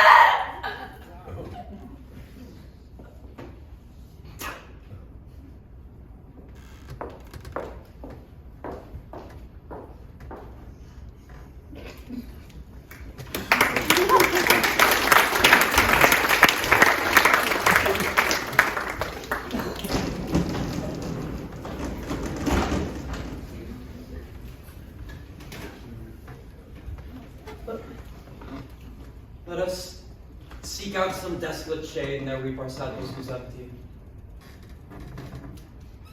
This tyrant, whose sole name blisters our tongues, was once thought honest. You have loved him well. He hath not touched you yet. I am young, but something you may deserve of him through me, and wisdom to offer up a weak, poor, innocent lamb to appease an angry god. I'm not treacherous. But Macbeth is. Lost my hopes. Perchance even there where I did find my doubts. Why in that rawness left you wife and child? Those precious motives, those strong knots of love without leave taking. I pray you, let not my jealousies be your dishonors, but mine own safeties. You may be rightly just, whatever I shall think. Lead, poor country. Great tyranny. Lay thou thy bases sure, for goodness dare not check thee. Where thou thy wrongs, the title is feared. Fare thee well, Lord. I would not be the villain that thou thinkst, for the entire space is in the tyrant's grasp, and the rich east to boot. Be not offended. I speak not as in absolute fear of you. I think our country sinks beneath the yoke. It weeps, it bleeds, and each new day a gash is added to her wounds. I think withal there would be hands uplifted in my right, and here, from gracious England, have I offer of goodly thousands. But for all this, when I shall tread upon the tyrant's head, or wear it on my sword, yet my poor country shall have more vices than it had before, more suffer in more sundry ways than ever by him that shall succeed. And what should he be? It is myself, I mean, in whom I know all the particulars of vice so grafted that when they shall be opened, black Macbeth will seem as pure as snow. Then the poor state esteem him as a lamb, as being compared with my confineless arms. Not in the legions of horrid hell can come a devil more damned in evils to top Macbeth. I grant him bloody, luxurious, avaricious, false, deceitful, sudden, malicious smacking of every sin that has a name. But there's no bottom, none, to my voluptuousness. Your wives, your daughters, your matrons, and your maids cannot fill up the cistern of my lust. And my desire, all continent impediments would o'erbear that did oppose my will. Better Macbeth than such a one to reign. Boundless intemperance? In nature is a tyranny. It hath been the untimely emptying of the happy throne and fall of many kings. But do not yet fear to take upon you what is yours. You may convey your pleasures in a spacious plenty, and yet seem cold. The time you may so hoodwink. We have willing Thanes enough. There cannot be that vulture in you to devour so many as would to greatness dedicate themselves, finding it so inclined. With this, there grows in my most ill-composed affection such a staunchless avarice that, were I king, I should cut off the nobles for their lands, desire his jewels and this other's house, and my more having would be as a sauce to make me hunger more than I should forge quarrels unjust against the good and loyal, destroying them for wealth. This avarice, it sticks deeper and grows with more pernicious root than summer-seeming lust, and it hath been the sword of our slain kings. Fear not, Scotland hath voices to fill up your will. Of your mere own, all these are portable, with other graces weighed. But I have none. The king becoming graces is justice, verity, temperance, stableness, bounty, perseverance, mercy, loneliness, devotion, patience, courage, fortitude. I have no relish of them, but abound in the division of each several crime, acting in many ways. Nay, had I power, I should pour the sweet milk of Concord into hell, uproar the universal peace, confound all unity on earth. Oh, Scotland, Scotland! If such a one be fit to govern, speak. I am as I have spoken. Fit to govern? No, not to live! Oh, nation miserable, when shalt thou see thy wholesome days again, since that the truest issue of thy throne by his own interdiction stands accursed? Dost blaspheme his breed? My royal father was a most sainted king. The queen that bore the altar upon her knees, then her feet died every day she lived. Fare thee well. The evils that thou repeatest upon thyself have banished me from Scotland. Oh, my breast, it opens here. Macduff! This noble passion, child of integrity, hath from my soul wiped the black scruples, reconciled my thoughts to thy good truth and honor. I am yet unknown to woman.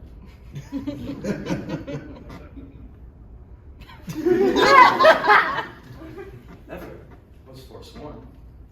Scarcely have coveted what was mine own. At no time broke my faith, would not betray the devil to his fellow, and delight no less in truth than life. My first false speaking was this upon myself. What I am truly is thine, and my poor country's to command. Whither, indeed, before thy here approach, old seaward, with 10,000 warlike men already at a point, was setting forth.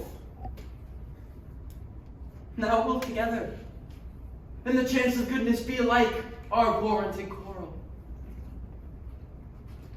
Why are you silent? Such welcome and unwelcome things at once, 'tis hard to reconcile. Well, more on that. Comes the king forth, I pray you. Oh, aye, sir. There are a crew of wretched souls that stay his cure. Their malady convinces the great essay of art, but at his touch such sanctity hath given his hand. They presently amend. I thank you, doctor. What's the disease she means? 'Tis called the evil. A most miraculous work in this good king, which often since my here remained in England, I have seen him do. How he solicits heaven himself best knows, but strangely visited people, all swollen and ulcerous, pitiful to the eye, the mere despair of surgery. He cures, hanging a golden stamp about their neck, put on with holy prayer. And 'tis spoken to the succeeding royalty, he leaves the healing benediction. With this strange virtue, he hath a heavenly gift of prophecy, and sundry blessings hang about his throne that speak him full of grace. See who comes here? My countryman, and yet I know him not. Oh, my ever gentle cousin, welcome hither. I know him now. Good God, betimes remove the means that make us strangers. Sir, amen. Stand Scotland where it did. Alas, poor country, almost afraid to know itself. Cannot be called our mother but our grave, where nothing but who knows nothing is once seen to smile. Where sighs and groans and shrieks that rend the air are made, not marked. Where violent sorrow seems a modern ecstasy, and the dead man knell is there, scarce asked for who. And good men lives expire before the flowers in their cap, dying or ere they sicken. Oh, relation too nice and yet too true. What's the newest grief? That of an hour's they've done hiss the speaker. Each minute teems a new one. How does my wife?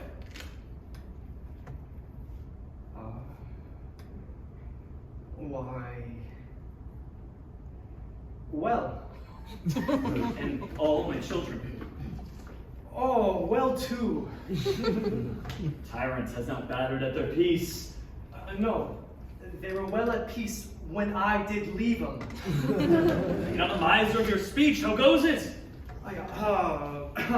When I came hither to transport tidings, which I heavily borne, there ran a rumor of many worthy fellows who were out, which was, to my belief, witness the rather. For I saw the tyrant's power afoot. Now is the time of help. Your eye in Scotland would create soldiers, make our women fight to doff their dire distresses.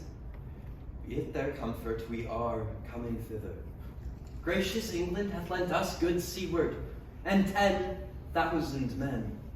An older and a better soldier none that Christendom gives out. Would I could answer this comfort with the like. But I have words that would be howled in the desert air where hearing should not latch them. Well, what concern they? The general cause, or is it some fee grief due to a single breast? No, mine that's honest. But in its share some woe, though the main part pertains to you alone. Let it be mine. Keep it not from me. Quickly let me have it. Let not your ears despise my tongue forever, which shall possess them with the heaviest sound that ever yet they heard. I guess at it.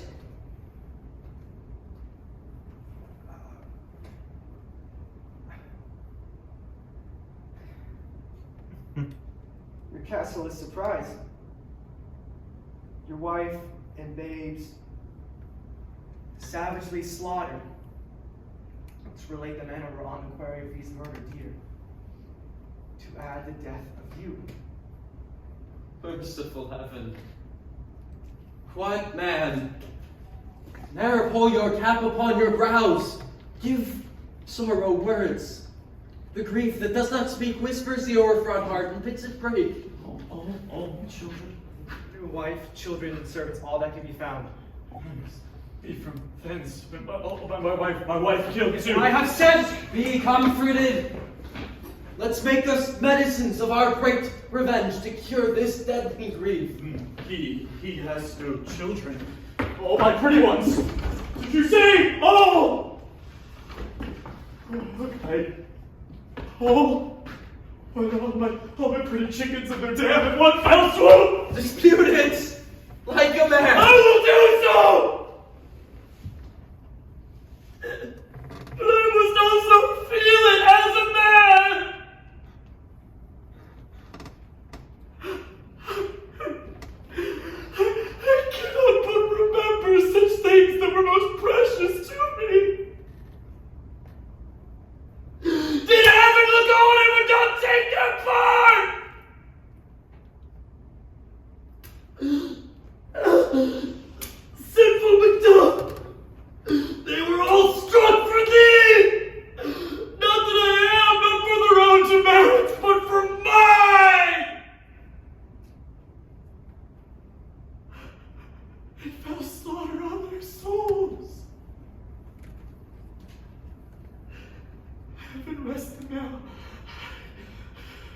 this, the whetstone of your sword. Let grief convert to anger, blunt not the heart, enrage it. I could play the woman with mine eyes and brag it with my tongue. But gentle heavens, cut short all intermission. Front to front, bring thou this fiend of Scotland and myself. Within my sword's length set him. And if he escape, heaven forgive him too.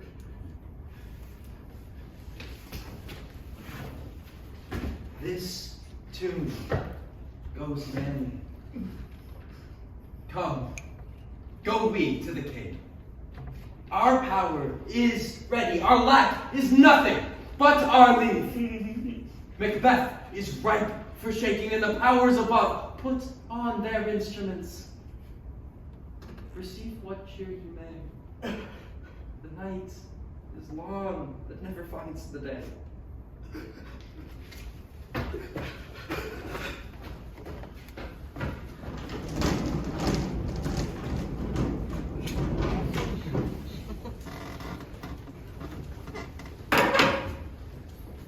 I have 2 nights' watch with you and can perceive the truth in your report. When was it she last walked? Since His Majesty went into the field. I've seen her rise from her bed, throw her nightgown upon her, unlock her closet, take forth paper, fold it, write upon, read it, afterwards seal it, and again return to bed. Yet all this while in a most fast sleep. Oh, great perturbation in nature to receive at once the benefits of sleep and do the effects of waking. In this slumbering agitation, other than her walking and other actual performances, what at any time have you heard her say? That, sir, which I will not report after her. Well, you may to me, and 'tis most me you should. Not to you, nor to anybody, having no witness to confirm my speech. Oh, you, here she comes, this is her very guise, and upon my life, fast asleep, observe her stand close. How came she by that light? I stood by her, she is light by her continually, 'tis her command. See, her eyes are open. Aye, but their senses shut. Oh, what is it she does? Out, damned spots! Out, I say! 1, 2, why? And 'tis time to do it. Hell is murky. Fie, my lord, fie! A soldier and a fear? What need we fear? Who knows it when none can call our power to account? Yet, who would have thought the old man that had so much blood in him? Did you mark that? The Thane of Fife had a wife. Where is she now? What will these hands ne'er be clean? No more of that, my lord, no more of that! You mar all with this starting. Go to! Go to! You have known what you should not. She has spoken what she should not, I am sure of that. Heaven knows what she knows. Here's the smell of blood still. All the perfumes of Arabia will not sweeten this little hand. Oh. Oh. E-I-U! E-I-U! What a sigh is there? The heart is sorely charged. I do not have such a heart in my bosom for the dignity of the whole body. Well, Pray God it be, sir. this disease is beyond my practice. Yet, well, I have known those which have walked in their sleep who have died holily in their beds.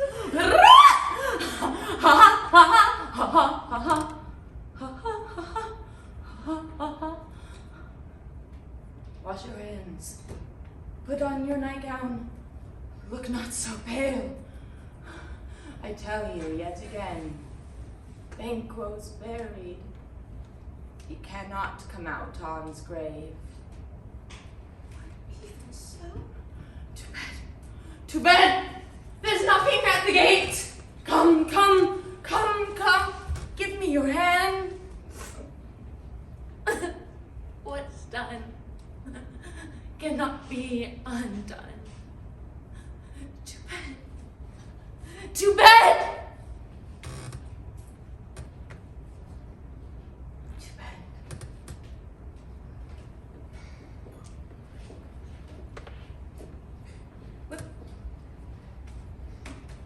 Will she go now to bed? Directly. Foul whisperings are abroad. Unnatural deeds do breed unnatural troubles. Infected minds to their pillows discharge their secrets. More needs she the divine than the physician. God forgive us all.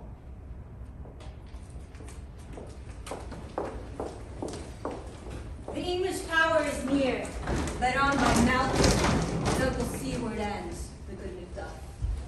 Revenge is burning, then for their dear causes, wood to the bleeding and the grim alarm excites the mortified man. Near Burnham Wood. Shall we well meet them? Then where are they coming? Who knows if Donalbain be with her brother? For certain, sir, she's not. I have found all the gentry.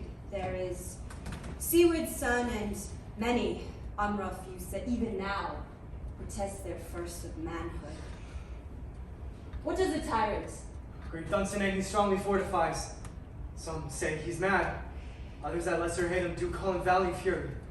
But for certain, he cannot buckle his distemper's cause under the belt of rule. Now does he feel his secret murder sticking to his hands. Now minutely revolt, upbraid his fate, breach those he commands.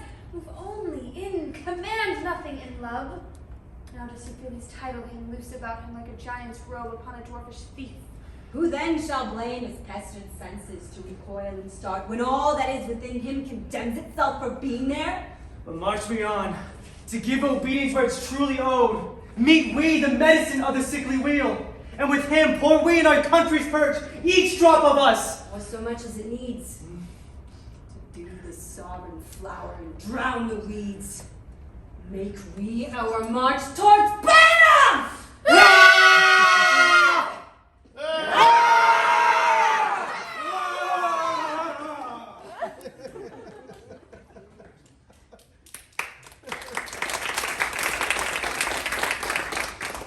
Bring me no more reports, let them fly all, till Burnham Wood remove to Dunsinane. I cannot taint with fear. What's the boy Malcolm? Was he not born of woman? The spirits that know all mortal consequences have pronounced me thus. Fear not, Macbeth. No man that's born of woman shall e'er have power upon thee. Then fly, false thanes, and mingle with the English epicures.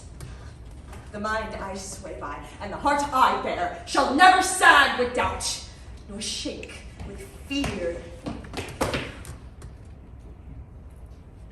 The devil dare me black, thou crinkly sloop, where got's that goose look? There is 10,000 All geese village. soldiers, sir! Go prick thy face, and overread thy fear, thou lily-livered boy. What soldiers? Catch? Death of thy soldiers, the linen chiefs of thine are counselors to fear. And what soldiers will face? The English force, so please you. Take thy face hence.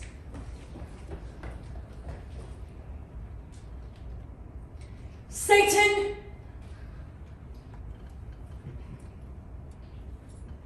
Oh,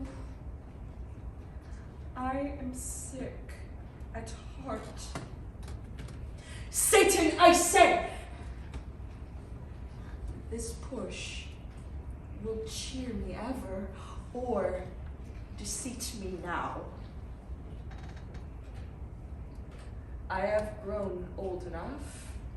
My way of life has fallen into the sear, the yellow leaf in that which should accompany old age, such as love, honor, obedience, troops of friends I must not look to have, but in their stead, curses not loud, but deep.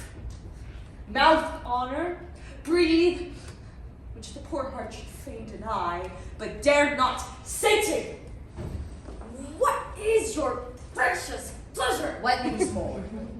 All this confirmed, my lord, which was reported. I'll fight, till from my bones my flesh be hacked. Give me my armor. 'Tis not needed yet. I will put it on. Send out more horses, skirt the country road. Hang those that talk of fear. Give me my armor. How goes your patient, doctor? But not so sick, my lord, as she is troubled with thick coming fancies that keep her from her rest. Oh, cure her of that.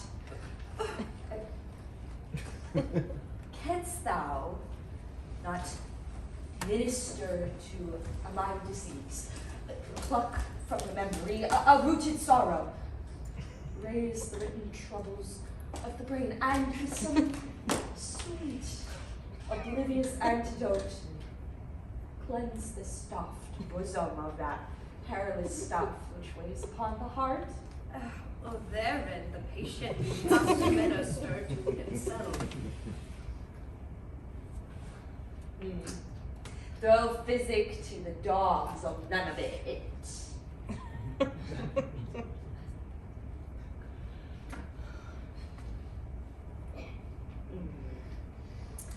Satan, send out.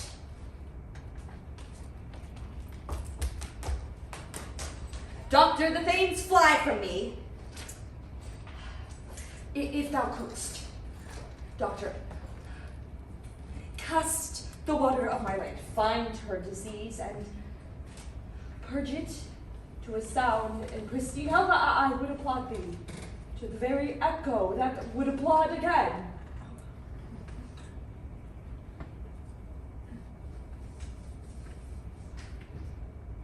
What rhubarb, chyme, or what prerogative drug shall scour these English hands? Hearest thou of them? Aye, sir. Your royal preparation makes us hear something. Bring it after me. I will not be afraid of death and bane till burn forced come to Dunsinane. Were I from Dunsinane, away and clear, profit again should hardly draw me near.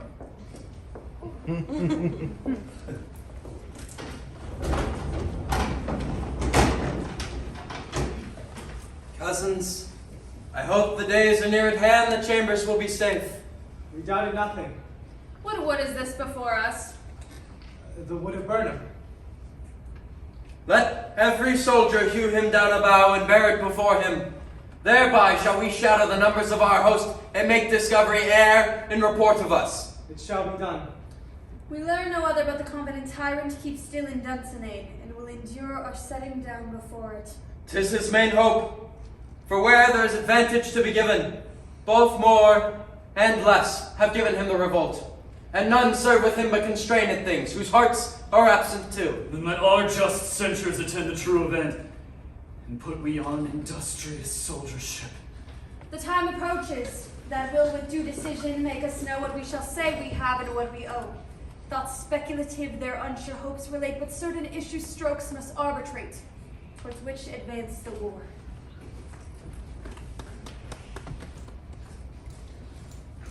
Hang out our banners on the outward walls. Our cry is still they come. Our castle's strength will laugh a siege to score. Here let them lie, till famine and the ague eat them up. Were they not forced with those that should be ours, we might have met them, dareful, beard to beard, and beat them backward home.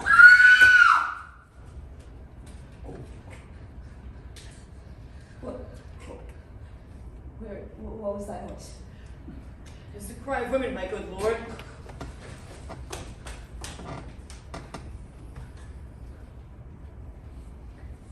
I have almost forgot the taste of fears. The time has been that my senses would have cooled to hear a night shriek, and my fell of hair without the trees rouse and stir as life were in it. I have supped full of horrors, direness familiar to my slaughterous thoughts cannot but startle me. Wherefore was that cry? The queen, my lord, is dead.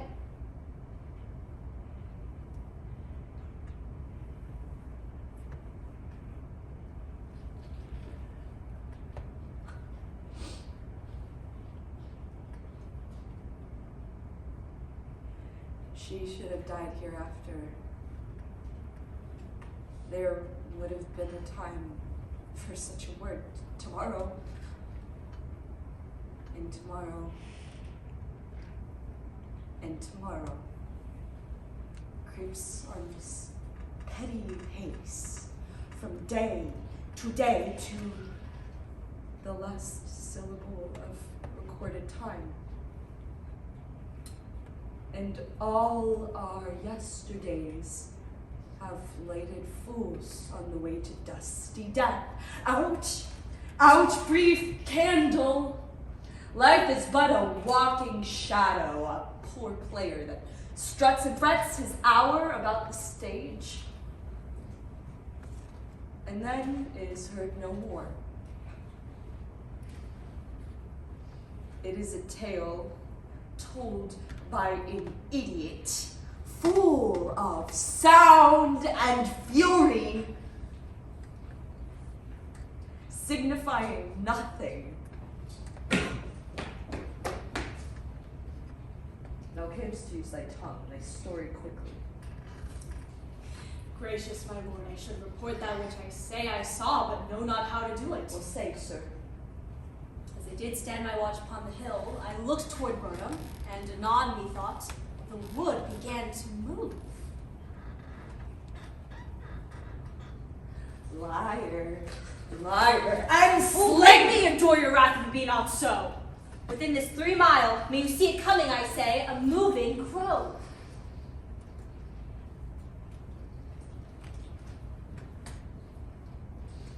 If thou speakest false upon the next tree, thou shalt hang alive till Thane claim thee.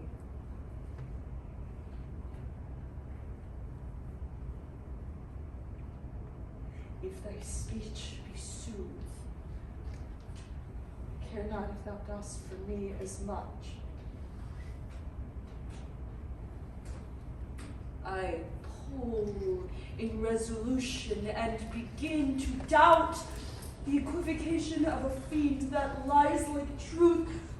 Fear not, till Burnham would do come to Dunsinane, and now a wood comes toward Dunsinane. Arm and out, and this which he avouches does appear. There is no flying hence or tarrying here. Oh, I should be weary of the sun, and wish the estate of the world were now undone.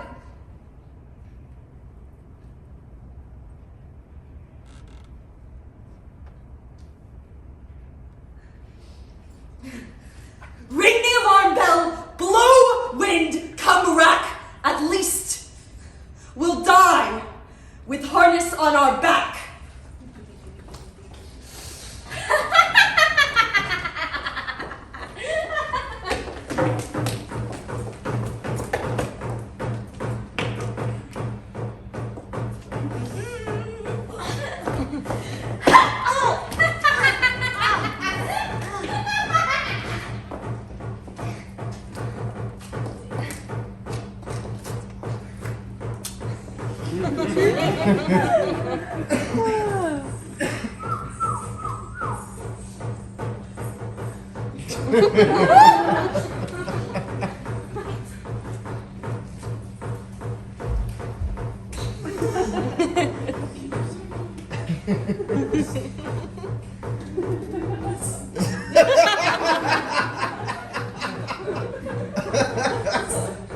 Now, your leafy screens throw down and shut like those you are. You, worthy uncle, shall with my cousin, your right noble son, lead our first battle. Worthy Macduff and we shall take Ponce. What else remains to do, according to our order? Very well. Do we but find the tyrant's power tonight? Let us be beaten if we cannot fight. Make all our trumpets speak. Give them all breath. These clamorous harbingers of blood and death.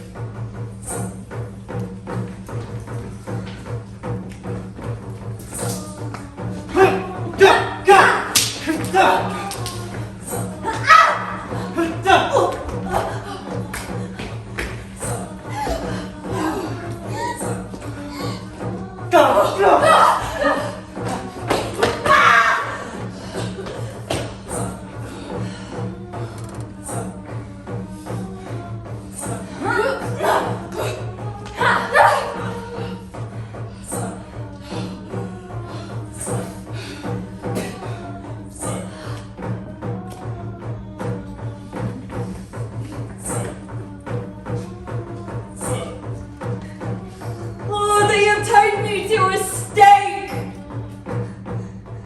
I cannot fly. But bear like I must fight the course. What's he that was not born of woman? Such a one I am to fear or none. What is thy name? Thou to be afraid to hear it. Now that thou callest thyself a name hotter than hell.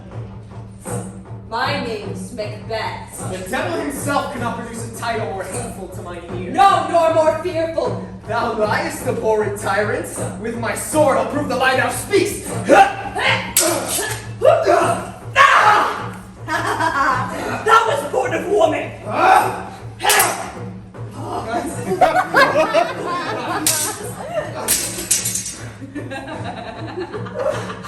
Swords I smile. Weapons laugh to scorn. Brandished by a man that's a woman born.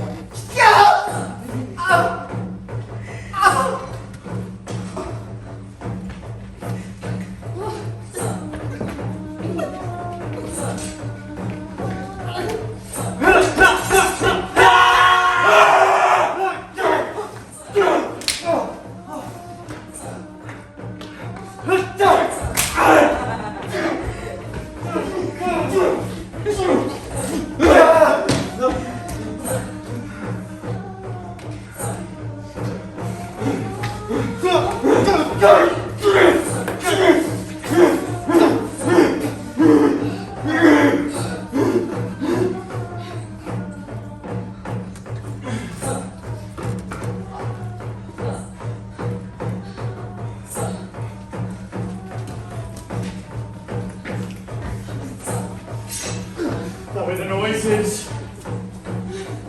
Tyrant! Show thy face! Thou beest slain, and with no stroke of mine, my wife and children's ghosts will haunt me still. I cannot strike at wretched kerns whose arms were hired to bear their staves. Either thou, Macbeth, or else my sword with an unbattered edge I sheathe again undeeded! There thou shouldst be. By this great clatter, one of greatest note seems brooded. Let me find him, fortune, and more I beg not.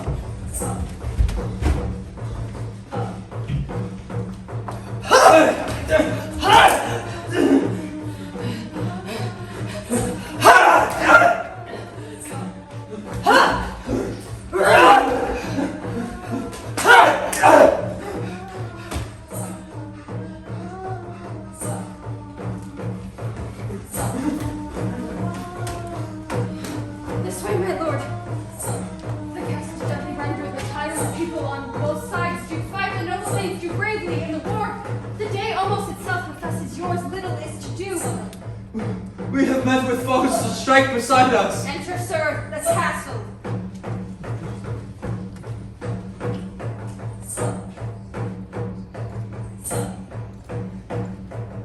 should I play the Roman fool and die on my own sword?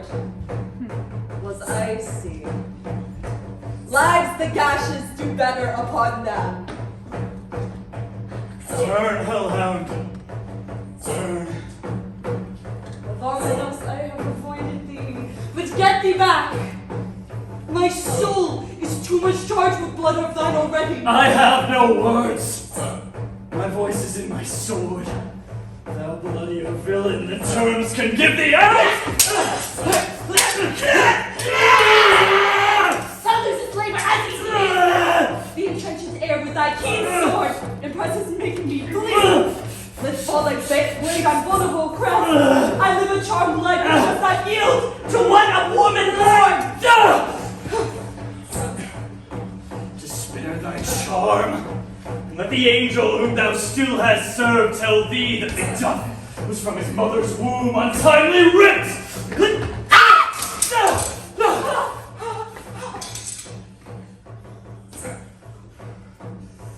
Accursed be the tongue that tells me so.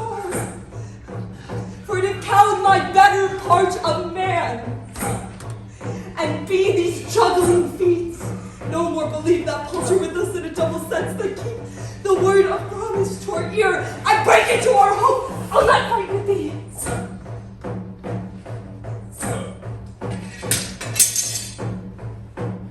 Then yield thee, coward, and live to be the show and gaze of the time. We'll have thee, as our rarer monsters are, painted on a pole, and under writ, here may you see the tyrant! I will not yield to kiss the ground before young Malcolm's feet, and to be baited with the rabble's cards.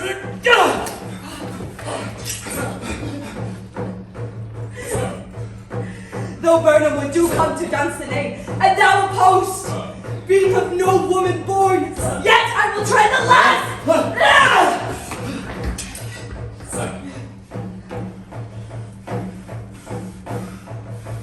Before my body, I throw my warlike shield, lay on Macduff, and damn be him that first cries, holy now!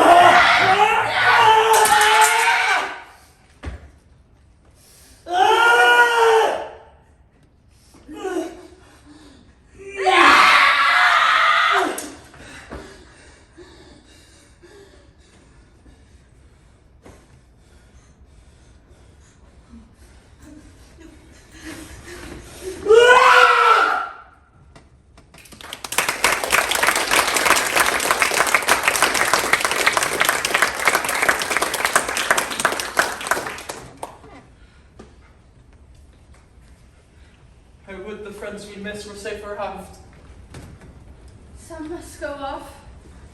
And yet by these I see so great a day as this is cheaply bought.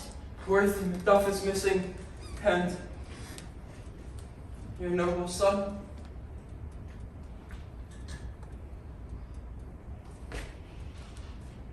A noble son, my lord, has paid his soldier's debt.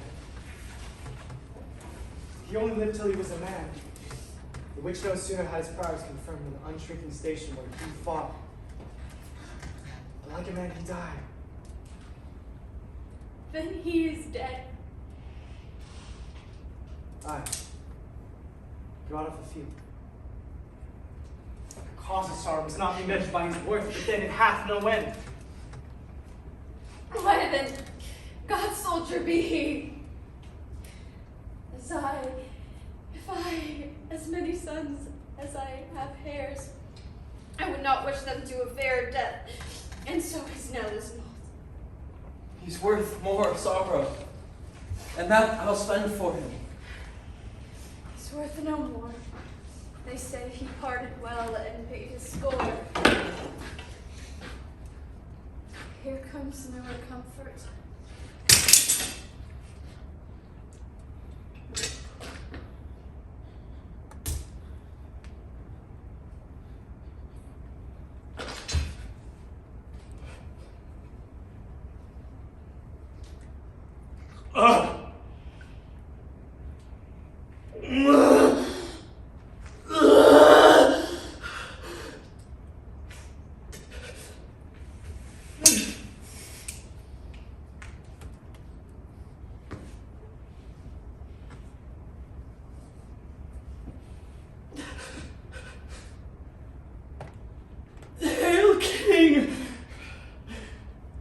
for so thou art. Behold, where stands the usurper's cursed head? The time is free. I see thee, compass in thy kingdom's pearl, whose voices I speak now to join with mine. Hail, King of Scotland! Hail, King of